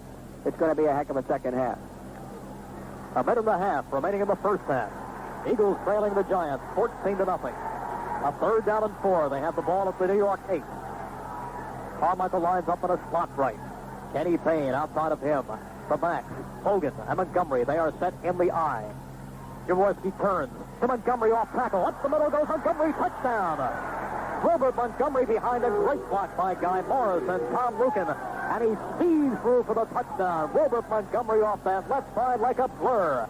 And there's another $100 a point from Frito-Lay for the Eagles Fly for Leukemia Fund. How about Wilbert? Give some credit to Dick Vermeil on the sidelines. Of course, that has been a pet play of the Eagles all season long and worked so sensationally against the Redskins. The Eagles had another timeout left, and why not run it? And Wilbert just took it on 2 straight occasions here and knocked off the yardage for a touchdown. If they can get the extra point, it has to be a big lift at halftime. The snap is high. Mickemeyer being chased. Fires the football, and that will hurt. There's no question about it. The snap was high. And no extra point. Boy, if anything can take some steam out of a brilliant drive, it is that. You try to come back within 7, and the snap went high off the hands of John Shara, and Mickemeyer picked it up, and there was nothing he could do but throw it into the air, and just absolutely nothing. So the Eagles missed the extra point. You know what that did to the Jets at a critical point a week ago? They come all the way down, the Eagles do, and they score on a brilliant 8-yard run by Wilbert Montgomery, but hopefully, for Eagles fans, the offense will be able to amount enough second half points so that 1 point does not make a difference. But right now it hurts. Right now it hurts a lot as the Giants lead 14-6. Just a bad snap from center. That's the third bad snap of the day. And no time to relax. There's a minute and 26 seconds on the clock, and the way Pizarchik is throwing the football, he too can take the Giants downfield in a hurry and get some points on the board. So the defense cannot just walk off now and say, we've got a breather here. They've got to stay in this ball game right down to the final seconds here. Bob Hammond will line up to the near side, and to the far side is Doug Coder. Mickemeyer kicks the ball. He squib kicks it off, side kicks it, and it's just taken by an up man, Maurice Tyler, who falls down across the 40 at the 41. So that time, Nick Mickemeyer appeared to almost be kicking an onside kick purposely for the Eagles to pick it up after the 10 yards, but it did not work as Maurice Tyler just watched it into his arms. And the Giants will play out the last minute and 21 seconds of the half, and they will begin doing so with some pretty decent field position. A little surprised to see that right here. Anything but conservative thinking right there, but I guess the Eagles figuring if they can recover that football, they can have one more good shot at it. They moved so well on the last series. Anyhow, the Eagles are on the board. They trail the Giants 14-6. Pizarchik in the flat to Jimmy Robinson. 45, midfield, spins away at the Eagle 45, 40, let's loose, 35, 30, 25, 20. Jimmy Robinson finally tackled. Finally brought down way downfield at the 15-yard line by Dennis Harrison. But Jimmy Robinson on a short pass spun away from tackler after tackler after tackler, and the Giants end up down at the Eagle 15-yard line, a 44-yard gain. Eagles had him stopped about 2 or 3 times there. He eluded some tackles. They were shoddy tackles. He's got great speed, the fastest Giant. And Jimmy Robinson turned what was designed to probably be a first down play to get maybe 7 or 8 yards or maybe even get out of bounds. He turns it inside and turns it into a terrific gain for the Giants. Oh, he did a spectacular job right there. A year ago, here at Giant Stadium, we saw Jimmy Robinson, the recipient of an 80-yard touchdown pass from Pizarchik. This time, that was a bomb. This time, it was just a short pass, and the rest was all speed and agility. He showed the balance. From an Eagles standpoint, they should have had him several times, but they're fortunate as he opened up that they were able to bring him down at all, and that is a testimony to the good speed of Dennis Harrison, who runs better than many, many defensive linemen you'll find. He was out on the clear for a moment, and it looked as if he might break the whole thing off for a touchdown, but the Eagles stopped him at the 15. But the Giants do some damage right there, and they have plenty of operating time with 58 seconds left in the half. They're leading the Eagles 14-6. The reason the play worked so well, Merrill, for the Giants, Reggie Wilkes blitzed again from his linebacking spot, and he gave Robinson all kinds of room. He almost got his hand on the pass, but once it was thrown over the head of Reggie Wilkes, there was really nobody out there except one Eagle defender, Herman Edwards, and Robinson was able to beat him and then work his way through the rest of the secondary. Giants driving with 58 seconds remaining in the half, and the Eagles, who had narrowed the gap just seconds ago, now find their backs to the wall once again as Pizarczyk lines up and quiets the crowd. He sends Hammond to the left as a wing left. One setback is Doug Toter. Pizarczyk wants to throw. Fires to the corner. Incomplete. It goes off the hands of Jimmy Robinson, and was he ever belted by Bobby Lee Howard, who drew a bead on Robinson, and as the ball touched his hands, Bobby Lee teed off incomplete. Great reaction from a veteran. Howard has been around for a dozen years. That time it looked like Robinson had run a successful out pattern and was about to come up with a 9 or 10 yard gain, but Howard reacting very well, cut to the outside and broke that play up just as the ball was coming into Robinson's hands. The Giants on 2nd and 10 will throw 3 wide receivers at the Eagles, Johnny Perkins and Jimmy Robinson and Emery Moorhead. Out to that far side goes Emery Moorhead. The other two guys slotted to the left. The near side as Pizarczyk wants to throw. Quarterback draw, runs up the middle to the 10, to the 5. Joe Pizarczyk. He dropped back 2 steps. He put the football under his arm and came running up the middle. Dennis Harrison makes the stop, but I think that time it was a pre-called play. It wasn't a read. He was too definite about what he wanted to do as he took 2 steps back and raced up the middle. No question about it. That's what you observe as a quarterback, or at least maybe one of the Giant coaches sends in the reaction. But in a passing situation like this, the first instinct for those middle linebackers, Bill Berge and Frank LeMaster, is to drop right back into the passing lanes. And, of course, when they do that, they leave that middle vulnerable to a quick trap. And there went Pizarczyk with the football right in there, and he got himself about 7 yards. Jim, the Giants just take their second time out of the half right here, so they will have 1 more remaining. They can talk things over right now, but they're in excellent shape. The team that has had its problems throughout, but they've played better than a fair first half. Joe Pizarczyk, a young quarterback with very little experience. He played last year, but he is in his second year, and he has had a lot of ups and downs. He has undergone an awful lot of criticism. He had some success in the Canadian League. He came over here to New York. They call him Parkway Joe, but in the papers today they were referring to him as Off-Broadway Joe, and not in the most complimentary of ways, but this afternoon he has played very, very well as he has fired the ball 7 for 12, 7 completions and 12 attempts for 144 yards and 2 touchdowns, and a very alert play right there. A couple of times he has scrambled. I didn't know that he was as mobile as he has looked this afternoon, but he has done a good job of scrambling away. That time he just showed a burst up the middle. He has carried the football 2 times this afternoon for 16 yards. 3 wide receivers for the Giants on a 3rd down and 2. Out to the far side comes Emery Moorhead. To the near side. In the slot goes Jimmy Robinson. Outside of him is Perkins. Slanted pattern, and it's intercepted by the Eagles. Bobby Lee Howard. It was intended for Emery Moorhead, who had slanted in, and Bobby Lee Howard pulls the Eagles out of trouble. What a great play by Bobby Lee right there. I'll tell you, it was a great play because he had to make a tremendous catch. That ball was thrown like a bullet. Pizarczyk faked like he was going to throw a quick out pattern and then dumped one right over the middle, and he threw it right into Bobby Lee Howard's chest, and I think knocked the wind out of Bobby. But he held on. It's just a tremendous catch. That ball is extremely hard to catch by anybody, and when you get an interception on a play like that, it's obviously a great benefit. I'll tell you, Bobby Lee Howard has done nothing but good things since he's come over here a few weeks ago, and right there, he gets them right out of trouble. He already has 2 interceptions. This is his 2nd interception of the year.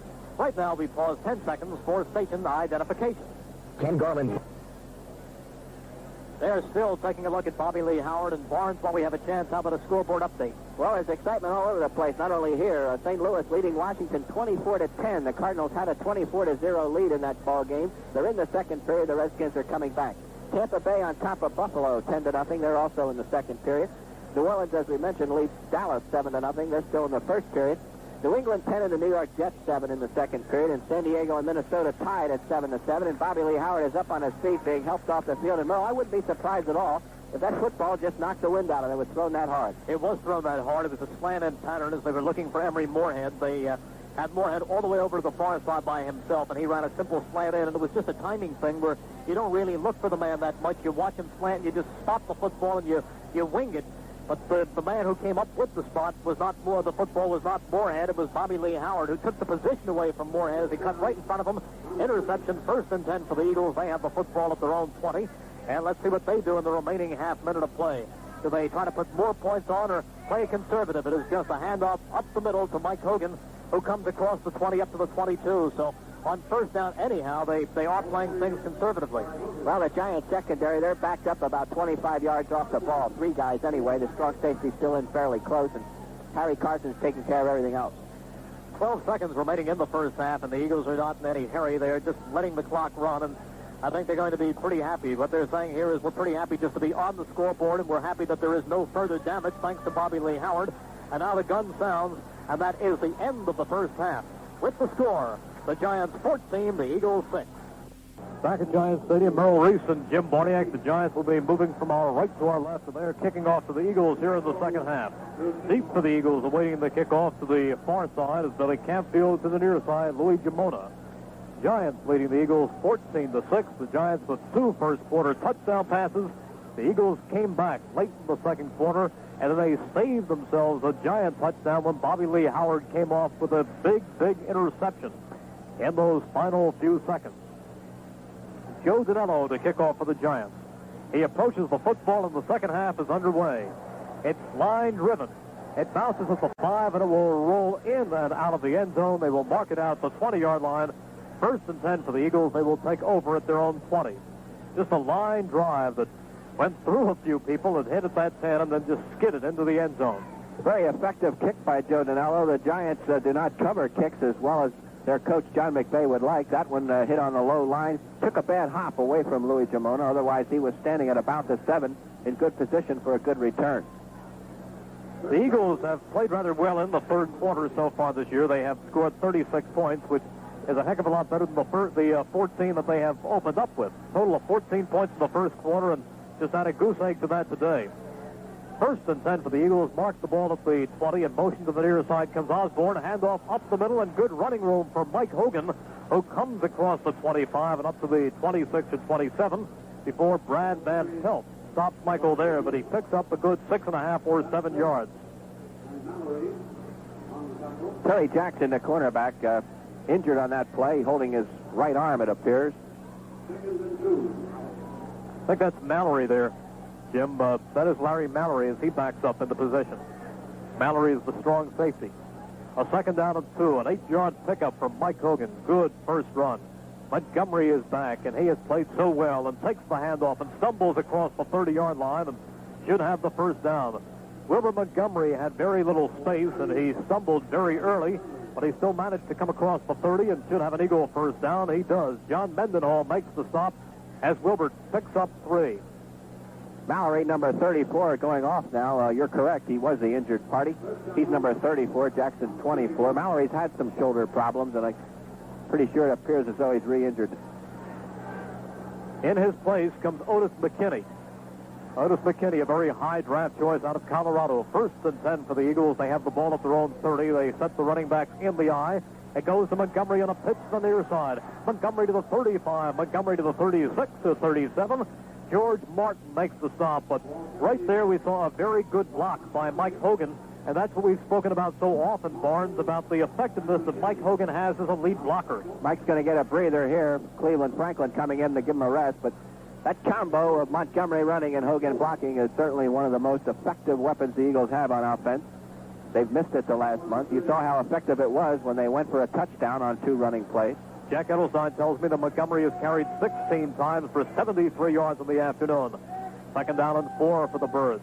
The running backs are split. The wide receivers are split. Jaworski bobbles off the snap and then just brings it in and goes forward for maybe a yard at the very most. But Jaworski that time had some problems with the exchange, and he just said rather than try to take the football and still hold it and hand it off to somebody else, he just gathered it in and fell forward for a yard. 3rd down and 2 here, the big play for the Eagles. They've had trouble converting this kind of situation in the past. However, they are running very well today to their left, to the right side of the Giant defense. Carmichael lines up wide to the near side. Out to the far side is Kenny Payne on the 3rd down and 2. Cleveland Franklin in at the up back. Behind him is Wilbur Montgomery. Jaworski turns, gives to Montgomery, who backs into the line of scrimmage, comes up to the 40, but I don't think he has it. Wilbert Montgomery tried to go off left tackle, and the Giants' defense stiffened. Troy Archer was right there, and Jack Gregory and Brian Kelly, and they met him like a wall, and Harry Carson for the umpteenth time this afternoon in on the tackle, and the Giants have held. Eagles a good yard short of the first down yardage they needed. They will have to punt. Botch snap on second down there proves to be a rather costly play, a wasted play, as the Eagles had a good running game and a drive going. Kind of errors that hurt so much. Jimmy Robinson to the near side. To the far side is Bob Hammond.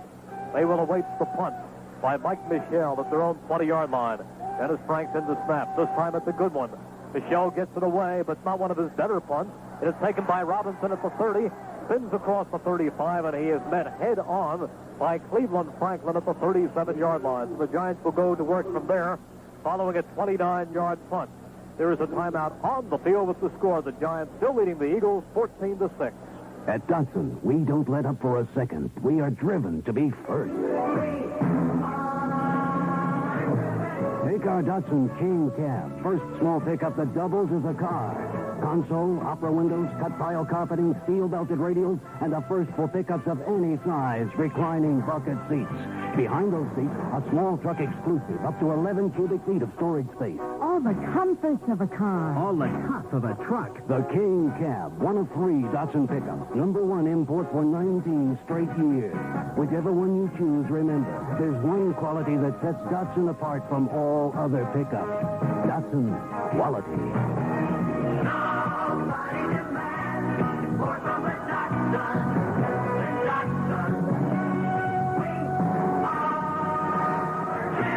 There's only one place to get a King Cab, at your Datsun dealer. Now.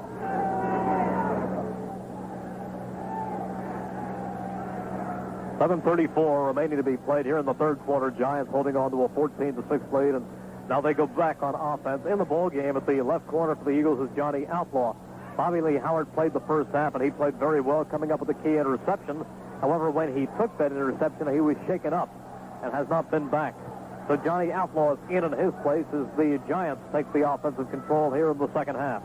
Pizarchik on first down gives off to Coder, who runs to the near side, to the 40, to the 45, to the 47 comes Doug Coder before he's stopped by Herman Edwards. But Doug Coder, very good yardage right there behind the block by his running mate Willie Spencer, and he turned the corner well. Pizarchik has been throwing an awful lot on first down, and that time he went to the run. He's mixing up his play selection very well here and catching the Eagles in defenses that are difficult to contain the plays that he's calling. Coder carrying that time for 9 yards. He went into this game with a 4.8 average. So far this afternoon, 7 carries, 428. So just a 4-yard average today for Doug Coder. Second down and 1. Hand off to Coder, who comes through. He pays for it at midfield, but he gets the first down. Bill Berge and Frank LeMaster really crunch him to the ground, but he only needed about a half yard, and he got a full yard, so the ball is spotted right at the center of the field, and the Giants have a 1st and 10. Bob Hammond comes in. He replaces Spencer. So it's Hammond and Coder in the Giant backfield. Robinson and Perkins are the wide receivers. Perkins to the near side. Robinson to the far side. Hammond is the tailback. Coder is the up back. 1st and 10. Pizarchik rolls on it. A quarterback keeper comes across midfield, but only gets 1 yard. Down to the 49, down to the Eagle 49. Again, a play designed for Pizarchik to run. As he took the ball, took the snap, he wheeled to his right, tried to come off tackle on a quarterback keeper, but picked up just 1 yard. I think there's an option designed in that play. He has to read the linebacker, Reggie Wilkes. That time, Reggie took a shot at Bobby Hammond coming around, left Pizarchik with nobody to dump it to, so he had to turn it upfield. Perkins comes out. James Thompson comes in, a wide receiver for the Giants, and lines up to the near side. The running backs are split. Robinson in a slot left. Second down and 9 for the Giants. Play action. Pizarchik looking, being chased. Rolls to the right side. Still running. Across midfield and out of bounds, a couple of yards past the original line of scrimmage as he was knocked out down at the Eagle 46 by Bill Berge. And for a moment there, Jim, I thought there was going to be a clipping penalty against the Giants. Dennis Harrison in pursuit. They almost got him. Bobby Hammond, the intended receiver that time, got knocked on his rear end that time, and he was the intended guy out in the flat. Pizarczyk wanted to dump it off to him, and of course he wasn't there, and then that set up the scramble situation. Picks up only a couple of yards.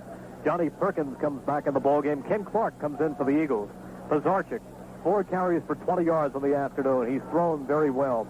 3rd and 6 for the Giants as the Eagles' defense has to stiffen. The running backs are split. The wide receivers are split. Pizarczyk straight back to throw. Looking, floats the pass over the middle, complete to Coder, but he doesn't have the first down. I don't think he has the first down. We'll have to see where they spot his forward progress. But he slipped out of the backfield. He was hit by Pizarczyk, and then Frank LeMaster hit him. But he is short of the first down. But the Giants, the fans are screaming, go for it, go for it. And Coach John McVay is concurring. The Giants will indeed go for it as they line up with some heavy artillery. And they bring Zonke in the game and Willie Spencer in the game. So they have the big running back. And they bring in Gary Shirk. They will operate with 2 tight ends. Shirk and Al Dixon. Zonke and Spencer. Both the wide receivers. Calling is Pizarczyk. Hands off to Zonke. Forcing his way forward. Does he have it? We'll have to see where they mark it. There is no early indication, although Zonke and the ball ended up inside the 40.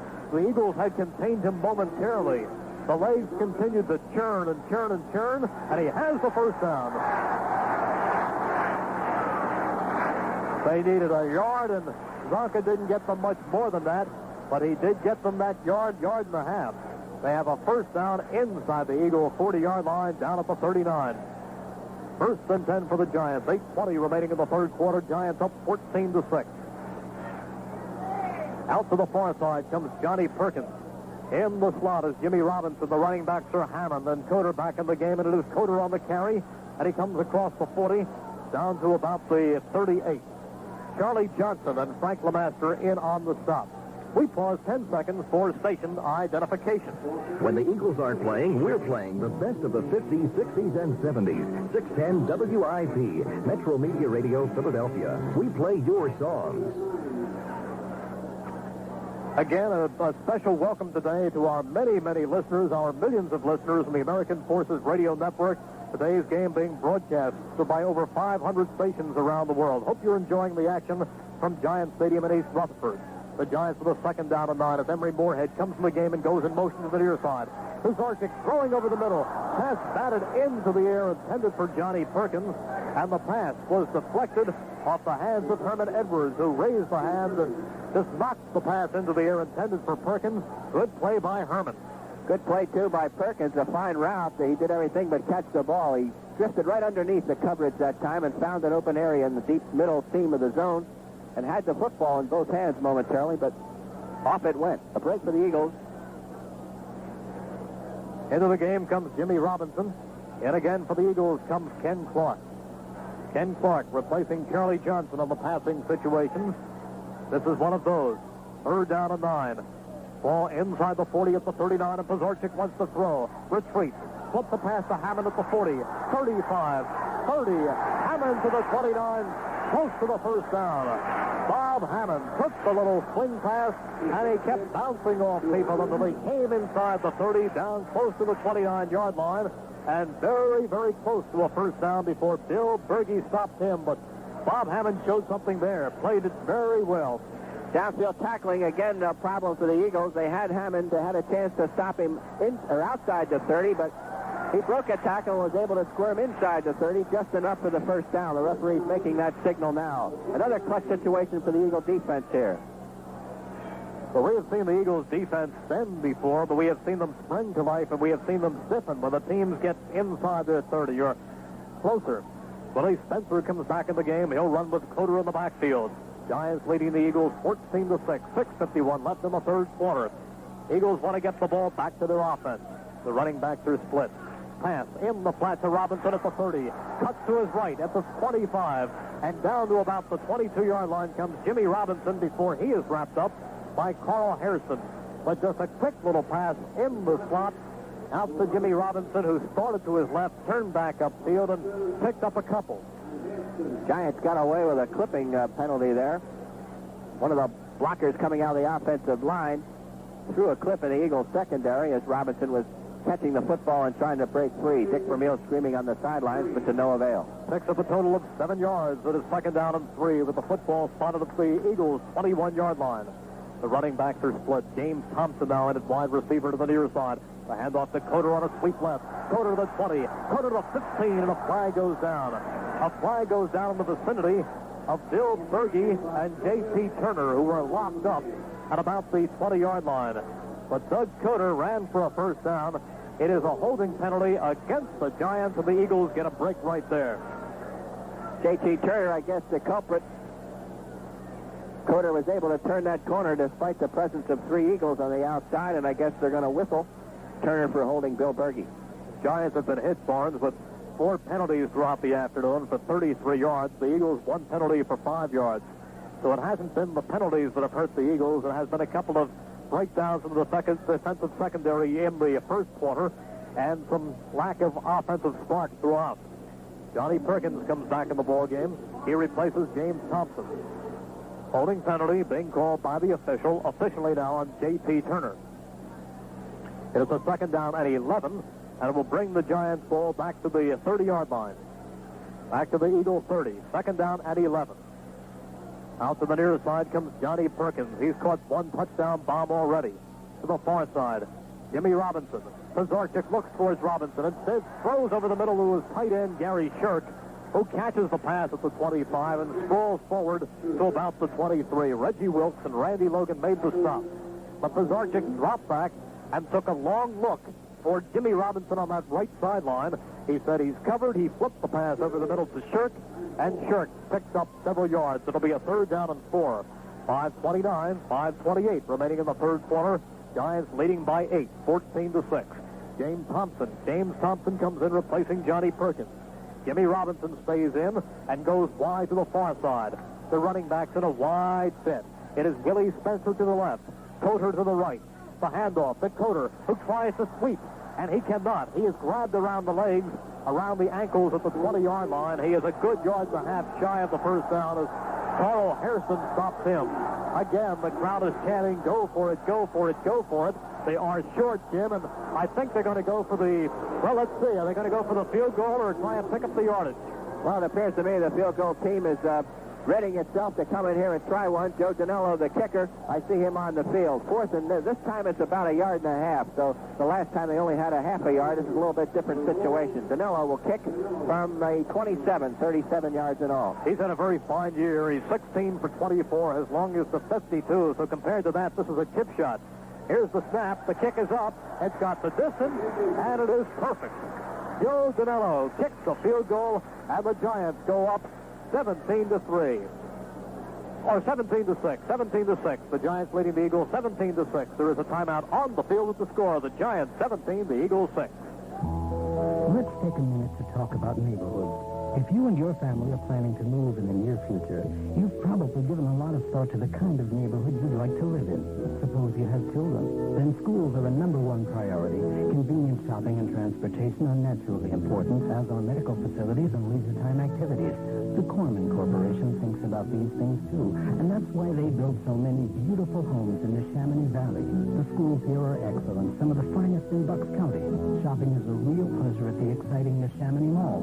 Public transportation is readily available, and there's always lots to do in your free time. But the best thing about Neshaminy Valley are the 10,000 people like yourselves who already live here and love it.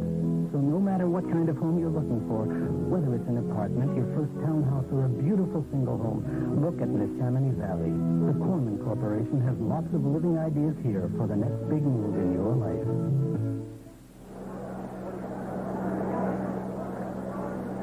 Well, field goal right there by Joe Danello has given the Giants the lead of 17-6. 4 minutes and 21 seconds remaining to be played here in the third quarter. Eagles to go back on offense as Danello gets set to kick off. To the far side is Billy Campfield. To the near side, Louis Gemona. Here is the kickoff. It is high. Gemona takes to the yard deep. He's coming out. Gemona to the 5, 10, 15, down at the 20. Louis Gemona did his darndest to get some yardage, but he was tripped up at the 15 and went down at the 20. Emery Moorhead making the stop. 4:11. Still plenty of time for the Eagles. 4:11 in the third quarter remaining. The Eagles now trailing the Giants, though, 17-6. Giants scored on a 19-yard pass, Pizarchik to Bob Hammond. In that first quarter, a 30-yard pass, Pizarchik to Perkins. Eagles came back in the second quarter on an 8-yard run by Wilbert Montgomery, but the Giants have added 3 more on the Dinello field goal. They lead 17-6. First and 10 for the Eagles, the ball on their 20. The wide receivers are split. The backs are in the eye. Jaworski turns, play action, looking, being chased, incomplete. He does not get the intentional grounding flag, although it could have been a possibility as he was being rushed and threw the ball several yards shy of Mike Hogan, who had turned around in the flat, and he was being rushed by Troy Archer. And there are times, Jim, when you see that hairline call, that intentional grounding call, called on a play very similar to that. Well, I think the classic example is down in Dallas, almost a very similar throw, as you say, threw it directly into the ground, but with that big giant hanging on his back, I guess, and there was a receiver out in the flat, the officials elected to non-call it. Troy Archer, the big right tackle, is getting up. He is on his feet. He was shaken up on that play. 4 minutes and 6 seconds, and the Eagles have themselves a second down and 10. Ball on the 20, and the Birds with a lot of work to do if they're going to get back in this thing. If they're going to win that number 7 that they're off after. Giants have lost 3 straight weeks, but they turned it on in the first quarter this afternoon. Eagles defense stiffened in that second quarter, but the Giants came down with a few key first downs. A couple of big third down plays, a big fourth down play. And they got Joe Dinello the operating room he needed. They got him the position to kick a field goal. Second down and 10 for the Eagles as they await time to be back in. And now they break from the huddle. Gary Jeter is in the ballgame at right defensive tackle, replacing Troy Archer. Eagles starting out with 3 wide receivers. Jaworski, second down and 10. The ball still at the 20. The back's in an open set. Jaworski taking that long read. He's back to throw. Fires the pass for Carmichael. Incomplete at the 35 or 36-yard line. And Jaworski had him open. He had him open. Ernie Jones was in coverage, but he was wide open, and Ron just overthrew. Harold beat the cornerback right up on his nose that time and then cut in behind him. There was no reaction deep. Brad Van Pelt, of all people, a linebacker, was flowing into the deep zone, so there was plenty of area out there for Harold to catch the ball and turn it upfield for a big, big gain, but a little bit overthrown, and Ron Jaworski, counting himself on the helmet back there, knows it. Terry Jackson, 5 feet 10, and Harold had him wrapped up. At the third down and 10 for the Eagles. The football at the 20. Again, 3 wide receivers as the Giants look for Jaworski to throw. Ron straight back, looking, firing over the middle, completes to Carmichael across the 30-yard line, up at about the 31 or 32, I believe. And if they stop the football, where I believe they will, Harold will have another first down. What makes that a great play, of course, is there's a full blitz underworks there for the Giants. Jaworski picked it up, or rather give Guy Morris credit, too, for picking it up. He had to take on that Harry Carson. Great blocking up front. Ron Jaworski threw it to Mr. Clutch, I guess you could call him today, Harold Carmichael. He come up with a catch just inside first down yardage. He's Mr. Clutch almost every Sunday. He has 4 receptions for 88 yards. The Giants now go into a 40 defense as the Eagles have a first and 10. First and 10 for the Birds. The football at the 31. Out to the near side comes Kenny Payne. Carmichael lines up strong to the left side. Handoff goes to the deep man, Wilbert Montgomery. And the Giants line stiffens and sends Wilbert back. Wilbert Montgomery tried the left side, the right side of the Giants line, and he got nothing. Gary Jeter was the first man to hit Wilbert, but there is a perfect case of the defense charging, really charging just as the snap comes and timing it perfectly and no gain at all. And there is a Eagle shaken up. I believe it's Wilbert. It is Wilbert Montgomery lying on the 30-yard line. Hopefully he got the wind knocked out of him, nothing more than that. Took a wicked shot that time, about chest high. Gary Jeter is the man who hit him. Gary Jeter just came up and really put it to Wilbert, and he just went straight down like a lead weight. They're going to take a timeout right now, so there is a timeout on the field at the score. The Giants leading the Eagles 17-6. For all we've shared, the good times and the laughter, after all that we've been through, no other beer will do. But I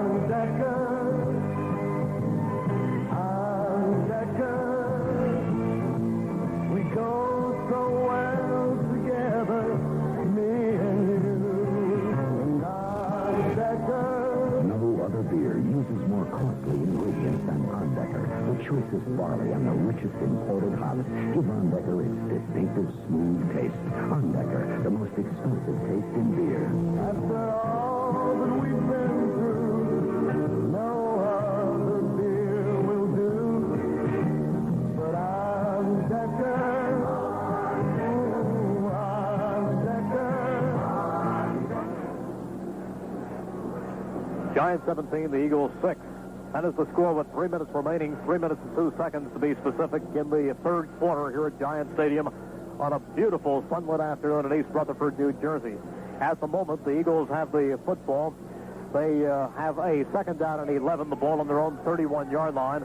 And Wilbert Montgomery, the little running back who came back today for the first time in 3 weeks, is on his feet. He had hit the Giants' left side of the line and went down after Troy Archer really had the shoulder into him, and he was slow getting up. They took a long look at him, but now Wilbert is walking off under his own power, and Barnes, I'll tell you, that's good to see. Nothing more than the wind knocked out of him, I'm sure, Merrill. On the scoreboard, the Dallas is tied the New Orleans Saints. They're 7-7 now in the second period. Atlanta 7, Chicago nothing at the in the second period. Cleveland 14 and Baltimore 10 also in the second period. Another second quarter score, Seattle 3, Kansas City nothing. Billy Canfield, a very able replacement, but no Wilbert Montgomery comes in the game. He will trail Mike Hogan. Hogan, the lead back. Second down at 11 as the back shift out of the eye. They're an open set. The wide receivers are split. Payne to the near side. Carmichael to the far side. Jaworski setting, giving ground. Fires to Hogan in the flat. Jukes a man at the 25 and goes down hard at the 28. Mike Hogan did well to get back that far because the Giants had it read perfectly. He got away from one man at the 25. Brian Kelly finally brought him down, but all of that gave the Eagles nothing but a 2-yard loss. 2 yards in reverse. So the Eagles going backwards with 2:14 remaining in the third quarter. They trail the Giants 17-6. They have a 3rd and 13. Eagles going with 3 wide receivers as Osborne comes out and Charlie Smith comes in. Smith will line up in a slot to the far side. Outside of him is Kenny Payne. To the near side is Harold Carmichael. One man on Carmichael at the moment. See if that changes. It's Terry Jackson as the Giants take a blitz. Jaworski back. Has time. Looking. Floating a pass for Carmichael. Intercepted. Intercepted by Ernie Jones. Across midfield. To the 40, to the 35. Ernie Jones. The Giants have the football in Eagle territory. As Jaworski looks deep, he floated a pass. There were a couple of Eagles in the same zone, Jim, and I don't know how that happened. But I believe Kenny Payne was the deep man. Harold Carmichael was the short man. And both were no more than 4 yards apart, just surrounded by Giants. Well, you sure make it easy for your free safety when you run 2 wide receivers right down the middle of the field, almost shoulder to shoulder. And that's the reason why you come up with an interception. Giants have the football. They are down at the Eagle 35-yard line. A big break for New York. Then the wide receivers to the far side. A 21-yard return of the interception by Jones. Slotted to the right is Jimmy Robinson. Dan Dornick in the backfield now with Coder, but Pazorchik to throw on first down. Looking deep. Going for Shirk. Incomplete. Going for Gary Shirk. And the pass is out of the way. Randy Logan and Herman Edwards in deep coverage on the tight end Gary Shirk. But again, Pazorchik with all day back there as he took his drop. And he looked and he went for his tight end on a pattern that is not usually run that deeply by the tight end. But the Eagles in good coverage that time to save a touchdown. Well, it certainly is obvious that the Giants have thrown open the playbook today. They're passing on first down, second down, mixing it all up. Very inconsistent to what they've been doing all season long. And they really have taken advantage of the Eagles on defense. Bob Hammond comes in. He replaces Willie Spencer. On a sweep left that goes to Hammond, who tries to turn the corner at the 35. He cannot, as Reggie Wilkes does a good job of bouncing him out of bounds. Jack Edelstein points out something very interesting, and that is that neither team has sacked the quarterback yet this afternoon. And the Giants have done well in that department. The Giants, going into this game, have 26 sacks. As a matter of fact, George Martin has 10 by himself. The Eagles had 22 sacks, but their total has fallen off in the last several weeks. But neither team has come up with the sack yet today. But this would be an excellent time for the Eagles to get their first, as the Giants have a 3rd down and 7. They have the football at the Eagle 32-yard line. They split the wide receivers. Emery Moorhead comes in. He's to the near side. Johnny Perkins to the far side. The running back's in an open set. Zarchik looks over the middle, completes the pass to Coder, who gives ground, and he is pulled down for a loss by Reggie Wilkes. Doug Coder caught the pass over the middle, considerably shy of the first down, but he must have given 5 yards in ground before Frank Lemaster and Reggie Wilkes put him down. A loss on the play by the Giants. Just a breakdown there by Coder. He's supposed to turn that upfield. He was within 2 yards of making a first down when he caught the football, but just lost all consciousness as to where he was on the field and then turned it into a 2-yard loss by running directly backwards. David Jennings comes in to punt the ball for the New York Giants. Jim Peters sacks the snap. Here is the punt by Jennings. It is floating and bouncing at the goal line and rolling through the end zone. So they will bring it out to the 20-yard line, and it is from there where the Eagles must operate. Just 34 seconds remaining to be played here in the third quarter. The Birds are trailing the Giants 17-6. A 37-yard punt right there by David Jennings. But he does the job as there is no run back by John Shara, and they just bring it out to the 20-yard line. Eagles with 80 yards to go. Eagles offense has had its bright moments, but also its disastrous ones. Their last drive appeared to be moving, but a pass intended for Harold Carmichael or Kenny Payne was picked off by the Giants and brought back. Jaworski on the afternoon, 10 for 22, 113 yards and 2 interceptions. Wilbur Montgomery is okay. He's back in the Eagles lineup. He's the tailback as they start out in the I. Mike Hogan the upback. Jaworski on a pitch right to Montgomery, who comes across the 20 and does well just to get to the 22 before the Giants are waiting to put him down. Gary Jeter, the guy who sent him out of the game the last time, hits him along with Brad Van Pelt. Wilbur with a pickup of 3 yards on the carry. Clock showing 16 off, 15 seconds remaining in that third quarter. And the Eagles are going to have to come up with a heck of a fourth to pull this thing out. Giants doing most of their offensive damage in that first quarter. St. Louis hanging on. They had 24-0 lead over the Redskins. It's now 24-17. They're in the third period. And that is the end of our third quarter as the gun sounds. There is a timeout on the field with the score. The Giants 17, the Eagles 6. In 1969, Jackie Stewart won his first World Racing Drivers' Championship. He repeated in 1971, then again in 1973. What Jackie Stewart doesn't know about cars hasn't been written. I do know that cars just don't perform the way they used to. One of the reasons is the unleaded gasoline that the new engines call for. Unfortunately, most unleadeds don't have the power that gasolines used to have. Well, Getty Unleaded Regular does. It delivers the kind of power you got from gasoline before they took the lead out. Getty Unleaded Regular actually delivers more power than most other major unleadeds. As an ex-racing driver, that appeals to me. And while Getty Unleaded Regular delivers more power, it costs less than most other major unleadeds. I don't know how Getty does it, but as a Scotsman, that really appeals to me. Getty Unleaded Regular. More power for less money.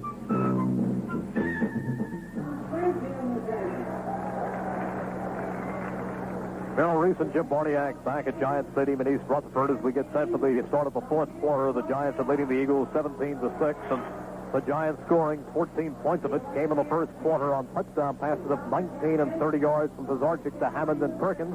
The Eagles came back near the end of that second quarter on a Montgomery 8-yard run, but the point after was blocked, which certainly hurt their spirits. That was the score at the half, 14-6 the Giants. The only scoring in the third quarter was a 37-yard field goal by Joe Danello, and that is how we stand heading into the fourth. The Giants up 17-6. It's certainly not that long a road back, Jim. The Eagles need a couple of touchdowns, and they have to stop the Giants. Giants have been very successful at remaining mistake-free. They have not fumbled. They have not turned the ball over as a result of an interception. They've been able to control the ball on the ground throughout a number of drives, and that is the reason why now the Eagles are really faced with a tough task of coming up here and scoring twice. They're going to have to get some turnovers to make it a little bit easier, obviously. Eagles will open this fourth quarter with the ball on their own 23-yard line, a 2nd down and 7. They will operate with 3 wide receivers as Carmichael lines up wide to the near side. Payne and Smith. Smith is in the slot. Payne wide to the far side. The back's in an open set. Jaworski on the draw to Montgomery, who comes across the 25 up to the 26 to 27, and a flag goes down. And I am not certain, but judging from the timing on the thing, it could be personal foul against the Giants. That may indicate a face mask. They had Wilbert rather collared around the neck, and I think that's what it's going to be, a face mask call against the Giants on the play. Wilbert was a yard short of the first down. This will move it well beyond that. Okay, the personal foul, specifically the face mask against the Giants, and they move the football up to the 34-yard line, and that's a break for the Eagles, who get a first down. Wilbert Montgomery, back in the lineup for the first time today, first time in 2.5 weeks, has had himself a very fine afternoon. He's been banged around plenty, but he has still managed to carry the ball 20 times for 82 yards. 82 for Wilbert. Working on another 100-yard afternoon. But more importantly, he wants the Eagles back in this ball game. First and 10. They're in a set left. It's Hogan on a reverse to Carmichael, who runs around the right side. 35, 40, 45, midfield, 45. Harold Carmichael out of bounds at the Giant 45. A double reverse works to perfection. Hogan, the Carmichael first down. Eagles, right block, Sizemore in the Giant territory. Jerry Sizemore did a great job of stealing off his side, but also the Giants, Brad Van Pelt particularly, he just completely went for the fake, and no one on the entire left side prepared to stop that play, and Harold got into the open field and then showed some nifty inside and outside cutting. Moved it up for a big gain. Very similar to the play the Eagles worked against the Jets a week ago, but that time the final recipient was Kenny Payne. This time it's Carmichael. First and 10 for the Birds. They're at the Giant 45. The back's in the eye. In motion to the far side goes the tight end Osborne. Handoff. Up the middle comes Wilbert Montgomery, who is spun down at the Giant 43-yard line by Dan Lloyd. But Wilbert with a couple of yards right there. It's funny, I watched them work this play at practice this week, Jim, and as many times as I saw them run it, I don't think it ever worked quite as perfectly as it did right there. It sometimes takes a lot of time with somebody as big and lumbering as Harold Carmichael to get underway, as opposed to somebody like Kenny Payne, who is more of a bursting type sprinter. But Carmichael did very well and showed a great move. A pickup of only one on the last carry by Wilbert Montgomery. A second down and 9. The ball at the 43. Handoff Montgomery up the middle. And this time he cracks across the 40 and down to the 39-yard line before Brian Kelly stops him there. Jack Gregory also in on the tackle. Wilbert Montgomery getting a lot of work. That is his 22nd carry of the afternoon. We have 13:46 remaining in the fourth quarter, and the Giants are leading the Eagles 17-6. Montgomery comes out of the backfield now. He'll come out of the game, and replacing him comes Billy Campfield. The Eagles will also operate on this third down and 5 with 3 wide receivers. Billy Campfield is the best receiver among the running backs, and that's why he's in. Mike Hogan, the best blocker, and that's why he is the up block. Up back, and Jaworski gives off to Campfield on a running play, and he goes across the 40, but he is shy. Well, they tried to get the Giants thinking pass. Instead, they went with a running play, a simple off-tackle handoff to Billy Campfield, and he goes down at the line of scrimmage, and in comes the punting team. Offense sputters again. A little bit surprised that the Eagles continue to go to the running game here late, especially in lieu of the fact that the Giants secondary, one of the more porous in the National Football League. Deep for the Giants is Ernie Jones. He will drop back as a single safety. Eagles punter Mike Michelle, who has done some good fielding today, gets the snap, takes a step forward, and he punts it high and hangs it up, and it will coast into the end zone and go out. However, there is a flag thrown back at the Giants' 38-yard line. So we will have to see what the Eagles, what the call is right here, but very often you will see that a man released illegally. Well, what happened, too, Mike Michelle delayed a little bit as though he was going to fake punting and then looked downfield and then went through with the punt. But when he did that, he threw the timing of the whole coverage off, and I think you're right, there were some Eagles illegally downfield. Giants, of course, do have the option of forgetting it. They will get the ball on the 20-yard line. That's exactly what they are going to do. They are going to decline the penalty and take over first and 10 on their own 20, and the Giants have the scoreboard and the clock in their favor. There is a timeout on the field at the score. The Giants leading the Eagles 17-6. My wife and I were out looking at new cars, and I saw this car. I mean, fantastic. I said to her, honey, this is it. This is the one.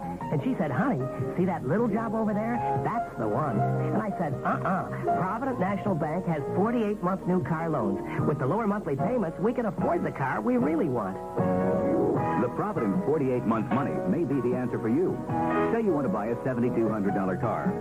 If you qualify, you put $1,800 down. Your total payment is $6,640.80. The annual percentage rate is 10.54%. The finance charge is $1,240.80. And your monthly payment is only $138.35. Ask the Provident about 48-month money. We want to help you buy the car you really want. At Provident National Bank, member FDIC.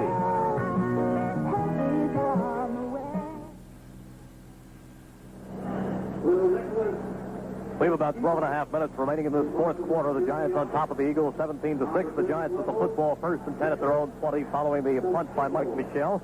Giants have declined the penalty against the Eagles, may take over. But the Giants in command, Coder and Spencer are the running backs. Out to the near side is Johnny Perkins. The handoff to Coder, who tries to turn the corner, reverses field, and he's thrown for a loss of 2 by Reggie Wilkes. So Coder tried to come around that right corner. He could not. We paused 10 seconds for station identification. Eagles defense had a nightmarish first quarter. In particular, the secondary did, but since then they have played well, only giving up 3 additional points. Dan Dornick is in there in the backfield with Bob Hammond. Giants with a second down and 11 following the loss of 1 by Coder. Wide receiver split. Pizarchik hands off inside to Dornick, and the big rookie comes up across the 25-yard line before he is hit by Frank Lemaster. Dornick, in his first year out of Washington State, 6'3", 210 pounds, and he was playing very well before he was injured. It'll be a third down and 5 for the Giants. Spot the football at the 25. 11:20 remaining to be played in the fourth quarter. The Giants in no danger at the moment. They are leading the Eagles 17-6. Eagles defense has to stop them right here, and the offense has to go to work. Emery Moorhead comes in the game replacing Jimmy Robinson. He lines up to the near side. Perkins to the far side. Pizarchik now goes with a reverse to Perkins, who crosses the 20, and then he is boxed in and boxed out of bounds by the Eagles. So Pizarchik that time handed off to Hammond, who reversed the ball to Johnny Perkins, but a very intelligent play by Dennis Harrison, who read it like a book, and he knocked Perkins out of bounds. Good recovery there, too, by Randy Logan down in there, breaking up the blocking pattern, and that enables, of course, the other guys to come in and make the stop. A pickup of 3 on the carry, and that is all. And now the Giants send in David Jennings, their strong-footed punter. Deep for the Eagles is John Shara. Shara would like to break one. He'd love to give them some great field position. Here's the snap.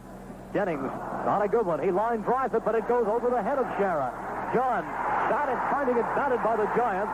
It is being picked up, and down with the football goes Vince Papale. The ball was driven over the head of John Shara. Immediately, it did not look like a good punt. The ball was batted in the air by Otis McKinley, and let's see where they spot it. Ultimately, it was brought down by Vince Papale, and Papale held on.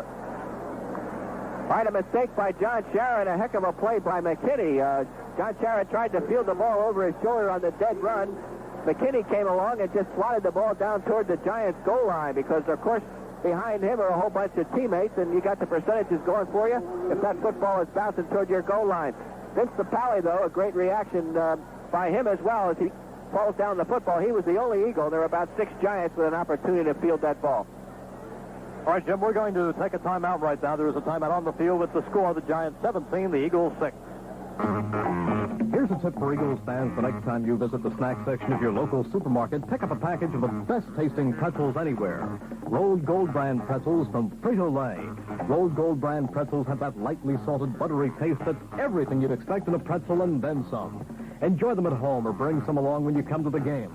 Look for Rolled Gold Brand pretzels in the blue and gold package. Rolled Gold Brand pretzels from Frito-Lay. Fans, this is head coach Dick Vermeil. Once again, the people at Frito-Lay have joined the Philadelphia Eagles to fight a tough opponent, the dreaded disease leukemia.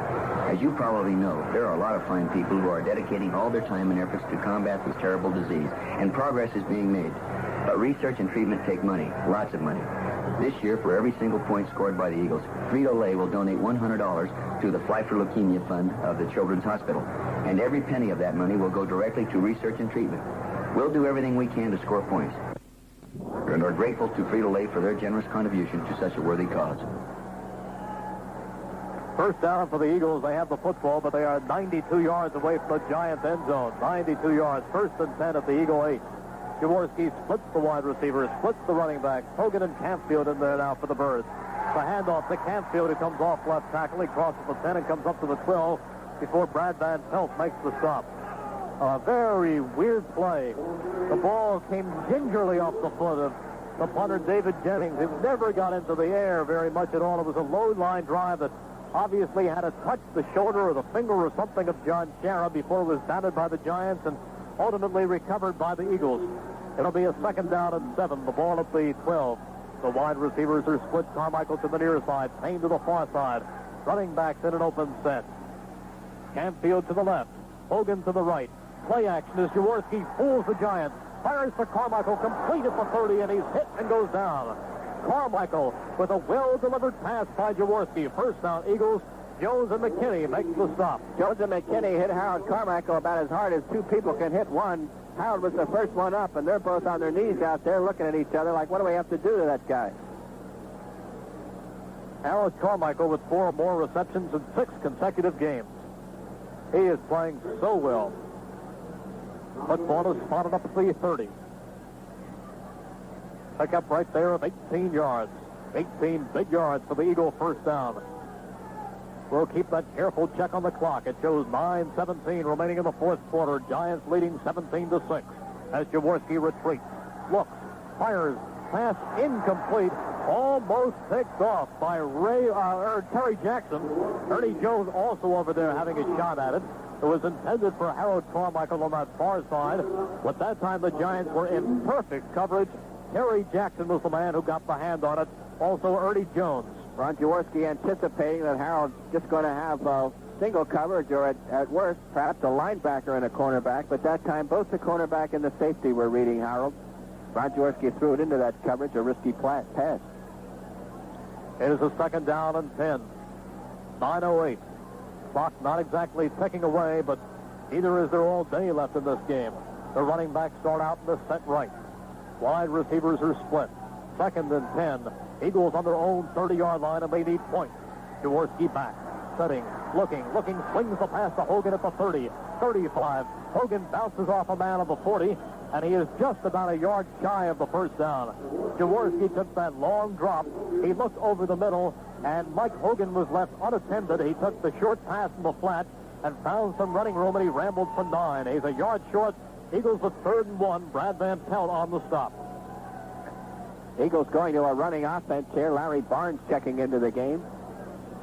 Larry Barnes had been on the Cardinals roster. The Eagles picked him up a couple of weeks ago, and right after they suffered their little bighorn against the Cardinals. One running back after another. Larry Barnes joined the team with Kimona at that time. They go with 2 tight ends, and they line up Carmichael as a wing left. Jaworski hands off, and going right up the middle is Mike Hogan, and he crosses the 40 and comes up to the 42 for the first down, and they'll move the chains. 8 minutes remaining in this fourth quarter. The Eagles need points. They trail the Giants 17-6. Harry Carson made the stop right there.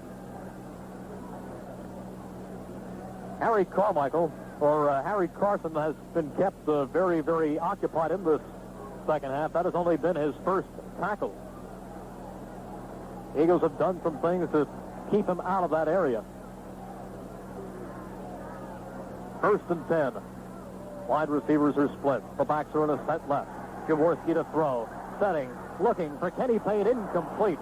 Flag goes down. Interference, I believe, against the Giants. Interference, I believe, is going to be called on Terry Jackson, who hit Kenny Payne as the ball scored over his head. And right there, a borderline call going in the Eagles' favor. Not good judgment by Jackson. That would have been a difficult catch under any circumstances for Ken Payne. But Jackson got a little bit over-anxious down there, and I guess reached in from behind with an arm. It gets called for interference here on the Giant 40. 7 minutes and 30 seconds remaining to be played in the fourth quarter. Crowd booing here at Giant Stadium. But they moved the football down to the New York 40. And the Eagles try to sustain this drive. Carmichael wide to the far side. Payne to the near side.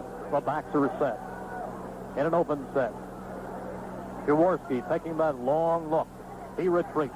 Looking. Giants almost dump him. He gets it off to Hogan at the 40. Hogan at the 35. Hogan at the 32. And Jaworski did a great job of avoiding the sack as John Mendenhall had grabbed Jaworski and Jaworski was falling backwards and somehow managed to arm the ball to Mike Hogan, who was the safety valve right there and did the job and picked up 7 yards. Gary Jeter finally made the stop. But a fine job by Ron Jaworski, who showed some real courage right there and found Mike Hogan, who did well, picking up 7 yards. A 2nd down and 3 for the Eagles with the back shifting out of the eye. Campfield to the right. Hogan right behind the quarterback. The wide receivers are split. Handoff inside to Mike Hogan, who comes up to the 30. They throw him back, but he's very close to the first down. Brad Van Pelt makes the stop. Extremely difficult ball club to get anything going with on the ground, and yet the Eagles persist in trying to find holes up there. Time ticking away, 6:38. The Eagles need at least 2 touchdowns to get ahead of the Giants. They trail 17-6. They're going to take a timeout, an official timeout right now, as they bring in the chains. They will stretch it and see if he does indeed have the first down or if he is just a bit short, which he is. He is maybe 3 inches short. So it is a 3rd down and the inches to the Eagles. The ball right outside of the Giants' 30-yard line. 6.5 minutes, a bit more than 6.5 remaining in the 4th quarter. Eagles have got to score a touchdown, hold the Giants, and come back and score another. They need 2 touchdowns. Carmichael goes wide to the far side. Wide to the near side is Payne. The backs in an open set. Jaworski, long count. Back to throw. Punts once. Looking for Carmichael, who was knocked down. A pass interference will be called against the Giants, Terry Jackson. Carmichael was the intended receiver down at the 15-yard line, and Jaworski threw the ball. He set up the Giants on that 3rd down and short. He faked inside, threw for Carmichael, and Carmichael was tripped up by Terry Jackson.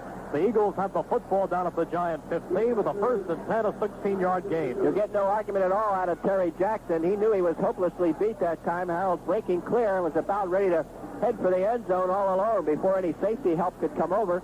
Jackson did the only thing he really could do there. He reached out and tried to tackle Harold, tripped him up, and got called for the penalty. Carmichael lines up in the slot to the near side. Outside of him is Kenny Payne, the back to the eye. 1st and 10 for the Eagles. They spot the football on the Giant 14. The back shift out of it. They're in an open set as Jaworski wants to throw. Setting, looking, being chased, fires, completes to Richard Osborne at the 5. Osborne spinning down at the 4. Jaworski running all over the place. Looking deep, looking right, looking left, and finally finding Richard Osborne, the tight end, clearing over the middle, and Osborne comes inside the 5 before Harry Carson and Brian Kelly combine to stop him. Big catch that time by Richie Osborne. The Giants had a pretty good rush on. 4 men bearing in on Jaworski. The patterns broke down. Ron had to scramble. There was just too much time for all the coverage. Osborne found an opening down the middle and waited there and got the football. 3 catches for Richard Osborne. This is his best day in the NFL. Jaworski lines them up. The Birds with a 1st and goal from the 4. Jaworski, play action, looking, looping the pass for the end zone, and it is out of the end zone. It was complete to Bill Larson, I believe, who was in the game in a double tight end, or Rich Osborne also, but it doesn't make any difference because he was out of the end zone when he came down. The pass was looped into the end zone, and he was about a yard deep. Richard Osborne was back there with Ray Rhodes over him and screening him away, so Osborne went into the air and came down out of bounds beyond the back line of the end zone. So it's a 2nd and goal to go from the 4, as Jaworski was putting it up right there. Let's see what he does this time. Everybody lines up tight. Carmichael on a wing left. The running backs are in an open set. Carmichael flip-flops over to the far side. Now he's on a wing right as Jaworski spins the Campfield, and as Campfield goes down to the 3, the penalty flags fly. It could be that Woody Peoples moved before the snap. There was a legal procedure on the Eagles that time. That's a 5-yard penalty if the Giants elect to take it. There was no gain on the play, which would set up 3rd and goal from the 4. Let's see what New York elects to do. Well, the penalty is, as you said, against the Eagles. They are speaking with the Giants right now, having a conversation with John Mendenhall. Everybody is crowding around. And if you're the Giants, what do? You have them step off the penalty and let the Eagles run that play over again, or do you decline the penalty and have them use their down? Offsides against the Eagles. Giants decline. So the Giants do decline, and now the Eagles find themselves in a 3rd down and goal to go situation from the 4-yard line. Now Larry Barnes, the big back, comes in. So the backfield will be Hogan and Barnes as Campfield comes out of the game. 3rd down and 4. So we see Jaworski this time on a roll. The backs are split. Everybody else is in tight on 3rd down and 4. Carmichael wing to the left. Osborne strong right. Jaworski on play action. Backing up. Firing for the end zone. Incomplete.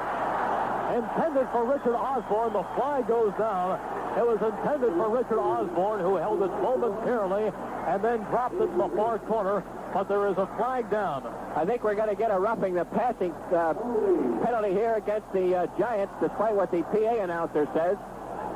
John Mendenhall, the guy, kind of took a late shot at Ron there as he was unloading that football. Out of the game comes Larry Barnes, and back in comes Billy Campfield. Now Barnes comes over to the sideline, and he runs back in. He's pointing to Campfield, who stumbles into Carmichael, and then Campfield comes out. So we had Billy Campfield and Larry Barnes switching places, but the thing is, they move the football. It is a foul against the Giants, and a 1st down and goal to go now for the Eagles. More important than the 2 yards they pick up is the fact that they now have a 1st down and 4 new cracks at it. 1st and goal from the 2. The backs are in a set left. Carmichael in motion. He is a wing left. He stops and wings to the left. Jaworski handing off and cracking off left tackle comes Mike Hogan, and he is down to the 1. The clock continues to run. 5 minutes remaining to be played in the 4th quarter. Eagles trailing the Giants 17-6. Ernie Jones and Otis McKinney in on that last stop. The football inside the 1-yard line as Barnes now comes over to the sidelines and Campfield comes back in. 2nd down and goal to go. Football less than a yard away. Jaworski lines them up. Everybody tight. Hogan to the left. Campfield to the right. Jaworski calling for the football. Turns off to Campfield, and he hits the wall. Doesn't do it. Brian Kelly makes the stop. Billy Campfield tried to go off left tackle, but there was no space. And he never even had the space in which to launch himself. Billy Campfield stopped right at the line of scrimmage. And now it is a 3rd and 1. And each run knocks off valuable seconds on the clock here. The Eagles, don't forget, need not 1 but 2 touchdowns to take the lead. Giant defense stiffening and playing very well right here, forcing the Eagles to as many plays as possible. 3rd and 1 as Jaworski keeps them back there in the huddle, and Campfield comes out and Barnes comes back in. Troy Archery comes in the ball game, replacing Gary Jeter for the Giants. 4:15 remaining. Archer limps off, and that stops the clock. The Eagles catch a break there. Now it starts off with 4:13. The running backs, Barnes to the left. Right behind the quarterback is Mike Hogan. Carmichael again, flip-flops, and he lines up as a wing left. As Jaworski calls, hands off, inside to Mike Hogan, touchdown Eagles. There's another $100 a point from Frito-Lay for the Eagles Fly for Leukemia Fund. So the Eagles score a touchdown right here, and now they trail the Giants 17-12. They will try for the extra point right here, but they are still going to be further than a field goal away from the Giants. Giants leading them 17-12. So even the extra point will not bring them within the field goal. They missed an extra point when they scored at the end of the 1st half. Mickemeyer in to attempt the extra point. It snapped and it bobbled, and he does not get it off this time. But this time, at this point, it is not a critical factor. Eagles having all kinds of trouble with the snaps this afternoon. But at this point, unlike in the 1st quarter, at this point it already was not a major factor because the Eagles still need that other touchdown, Jim, and even without the extra point, 6 points would win it for them today. There is an injured Eagle. I think it may be Nick Mickemeyer sprawled out as he went after the bad snap. At any rate, there is a timeout on the field with the score. The Giants 17, the Eagles 12. Still time left in this 4th quarter, but the Eagles are trailing the Giants 17-12. 3:59 remaining in the 4th quarter. The job is simple. The Eagles defense has to get the ball back for the offense. A couple of Giants 1st downs, and they can put this one in their win column. Eagles defense has to do the job right here. Nick Mickemeyer, the injured Eagle on the field. That accounts for the delay right now. It's on the 2nd bad snap on a PAT attempt. This time Nick picked it up and was running around back there looking to throw the ball, and as he had his arm up in the passing position, a couple of Giants, including Otis McKinney, wrapped themselves around him I'm almost fearful, Merrill, of like a separated shoulder, an injury to the shoulder, because as he was trying to throw that football someplace, he took a wicked pop. He is still down, and the trainers are taking a look at Nick. Kicking off in place of Nick will be Mike Michel. Now Mike Michel would be their backup place kicker. He has done that in the past. And both Michel and Mickemeyer practice both things at practice on a daily basis.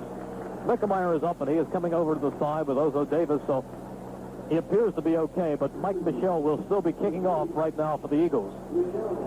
Bob Hammond is awaiting the kickoff, standing back at his own 10-yard line.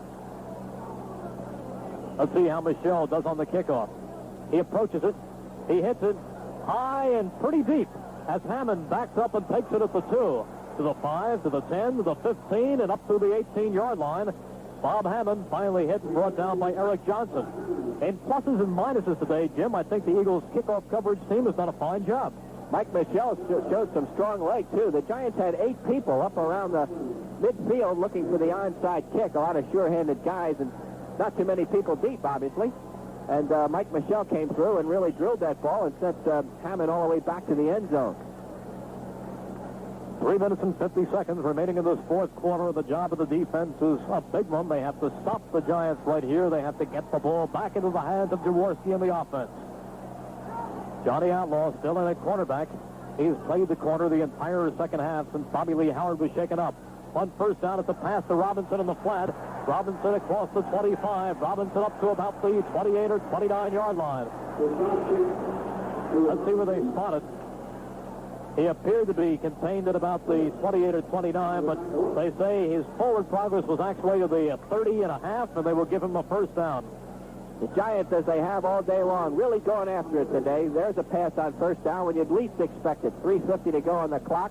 All they have to do is grind it away with a little running play action, and all of a sudden they throw the quick pass out to the sidelines to Robinson for a first down. Eagles are going to take a timeout right here, so they will have 2 more left. 2 more timeouts to space. I said first down. I beg your pardon. I believe it was about a... Yeah, he got it. Did he get the first? Okay. Jim, how about some scores?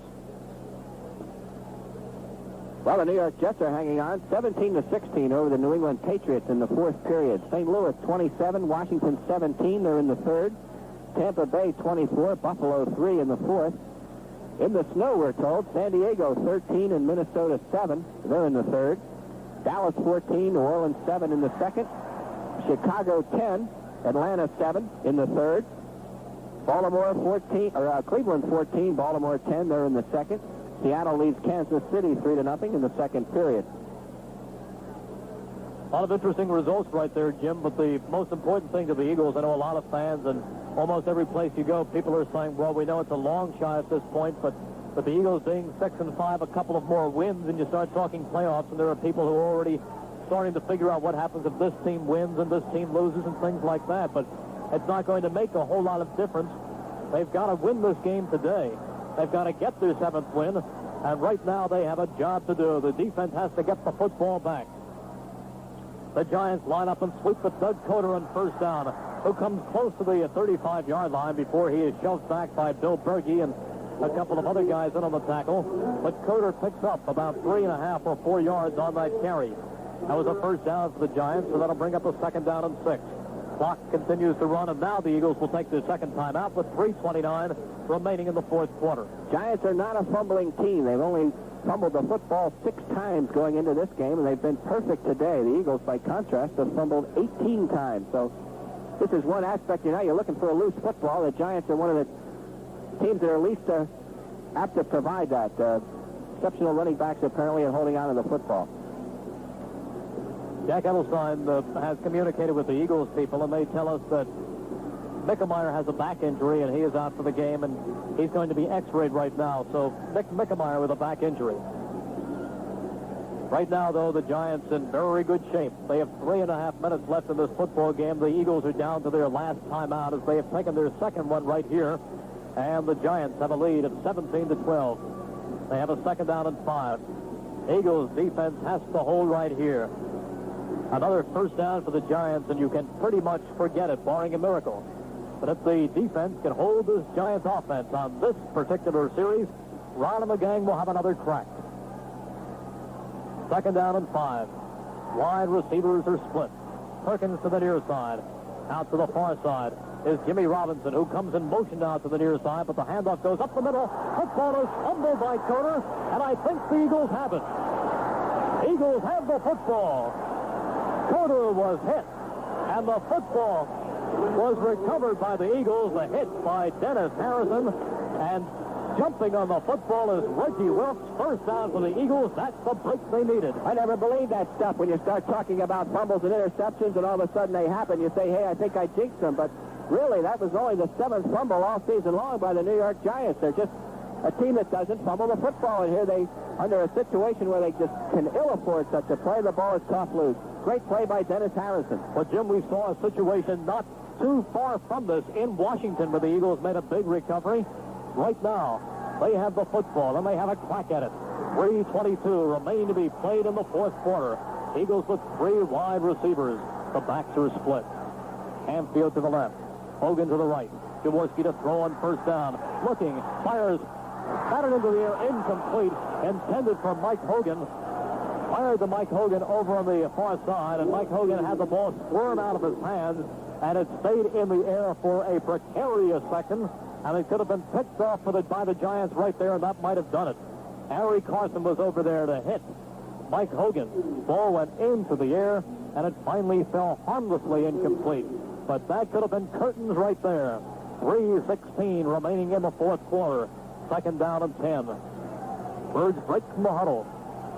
They have the football at the Giants' 34-yard line.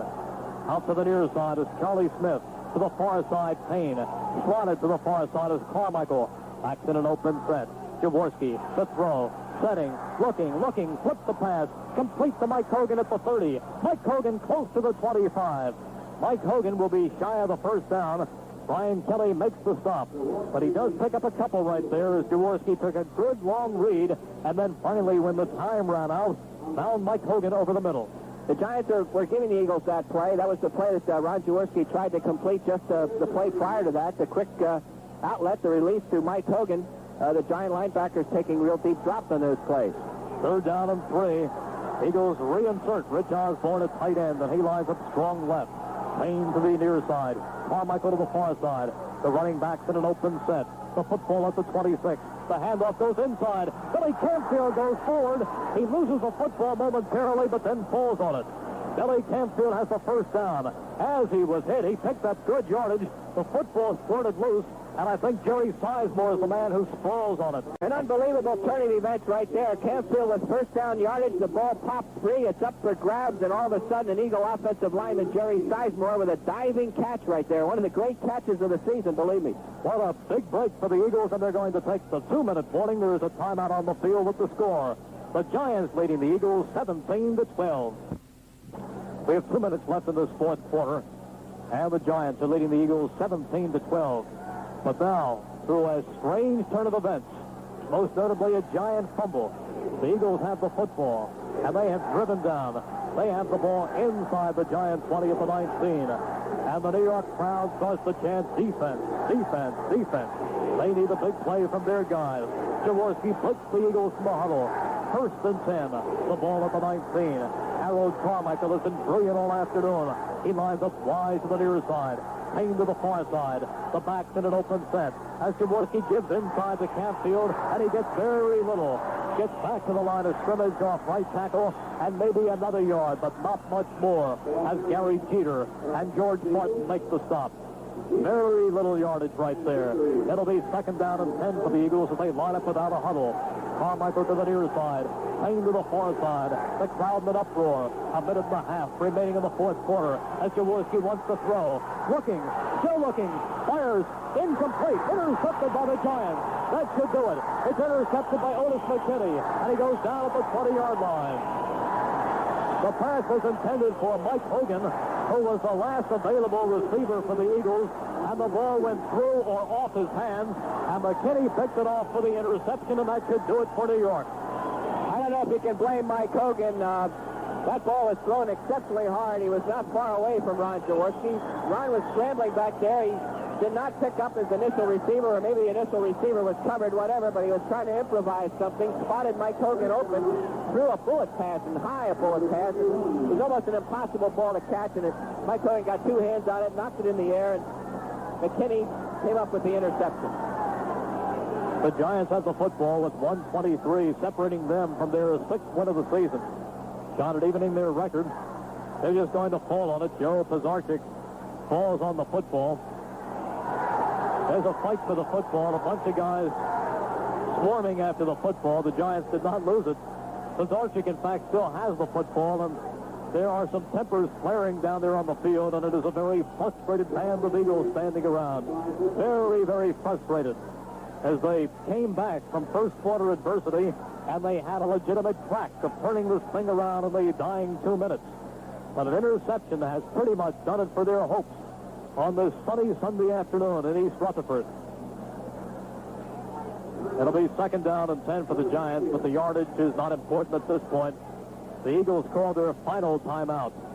1:11 remaining in the game, and from here on in, Pizarchik can just fall on the football, and there is nothing the Eagles can do. I'm sure that's what he'll do. If the Giants try any kind of risky handoffs, be very foolish at this point. All they've got to do now is control the ball for 1:11.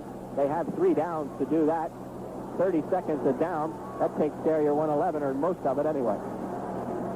Eagles offense had a great shot when they picked up that Doug Coder fumble deep in Giant territory.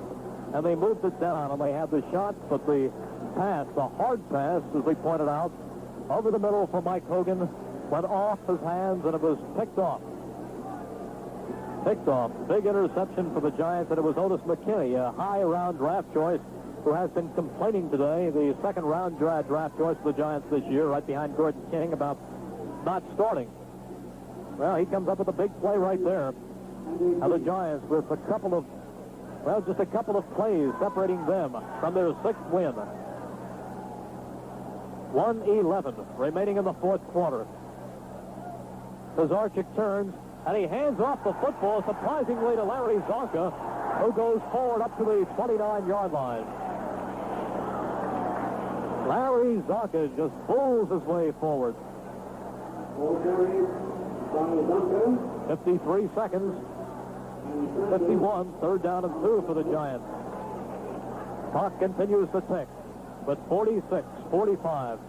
Next week, don't forget, the Eagles will be in St. Louis, and they'd like to get back at those Cardinals who upset them at the Bend 3 weeks ago. The Giants have a good shot to win at Buffalo. Under 30 seconds left in the game. And Pizarchik fumbles the football. It's picked up by Herman Edwards. 15, 10, 5, touchdown Eagles. I don't believe it. I don't believe it. I do not believe what has occurred here, ladies and gentlemen, as Pizarchik came forward, fumbled the football. Charlie Johnson hit him, and Herman Edwards picked it up and ran it in for a touchdown. There are no flags on the field, and the crowd is shocked. Well, as color analyst of this broadcast, I must confess I do not have a single word to add. All I can say to you is Ron Jaworski is laying completely prone on the 45-yard line. I think he passed out. There is an extra point coming up, but it doesn't mean a thing. There are 20 seconds remaining in this game, and I don't believe it. There's another $100 a point from Frito-Lay for the Eagles Fly for Leukemia Fund, and this stadium is shocked. It is shocked.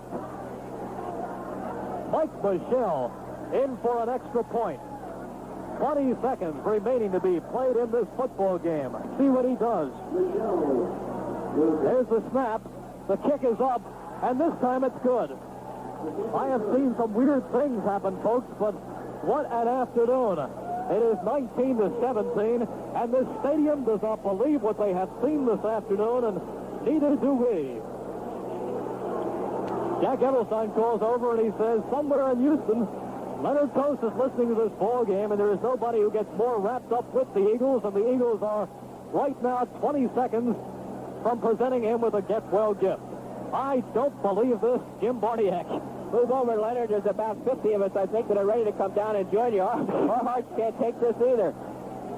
20 seconds remaining to be played in this football game. Now, let me tell you this. The Eagles has to stop the Giants. The Giants will have another couple of cracks at a bomb, and a field goal would win it for them.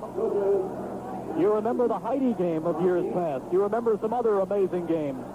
Well, this one fits into the amazing category right here, but it is not sealed up yet. There are 20 seconds remaining to be played in this football game. Mike Michel tees up the football at the 35-yard line, and there are a lot of things that can happen. Michel, poised behind the football. He kicks it off. On the ground. The clock stops. Now it starts. It's picked up at the 15 by Bob Hammond.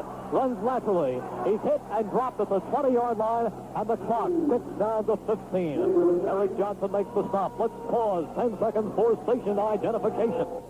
There are 15 seconds left, and the Giants can still bomb. They can still throw the bomb and hope for a pass interference or any of the things that can occur. Harold Carmichael on the sidelines, taking over as defensive coordinator, is ordering the entire defense to get about 35 yards downfield and form a line down there. The Giants bring up the offense. Everybody wide. Robinson to the near side as Pazarchik looks, flutters the football high in the air, and it is incomplete. That was a perfect case of baby in the air as the pass was floated for Johnny Perkins. There were 3 men around him, and it was Herman Edwards knocking the football down to the AstroTurf. The play took up 8 seconds. There are now 7 seconds on the clock. Oh, what an afternoon. What an afternoon here at the Meadowlands. An afternoon that started poorly for the Eagles as they gave up 2 first-quarter touchdown passes to the Giants. They came back. They had some hope late in the second quarter. Giants came back. Eagles came back in the third quarter. But then the Giants all but locked it up. Here is Pazarchik looking again, as all day. Lots of pass downfield, incomplete. And there are no more seconds showing on the clock. That is it. That is it. The gun sounds. Talk about miracles, folks. I do not believe this one, but it has happened as the Eagles beat the Giants 19-17 before a shocked crowd at the Meadowlands.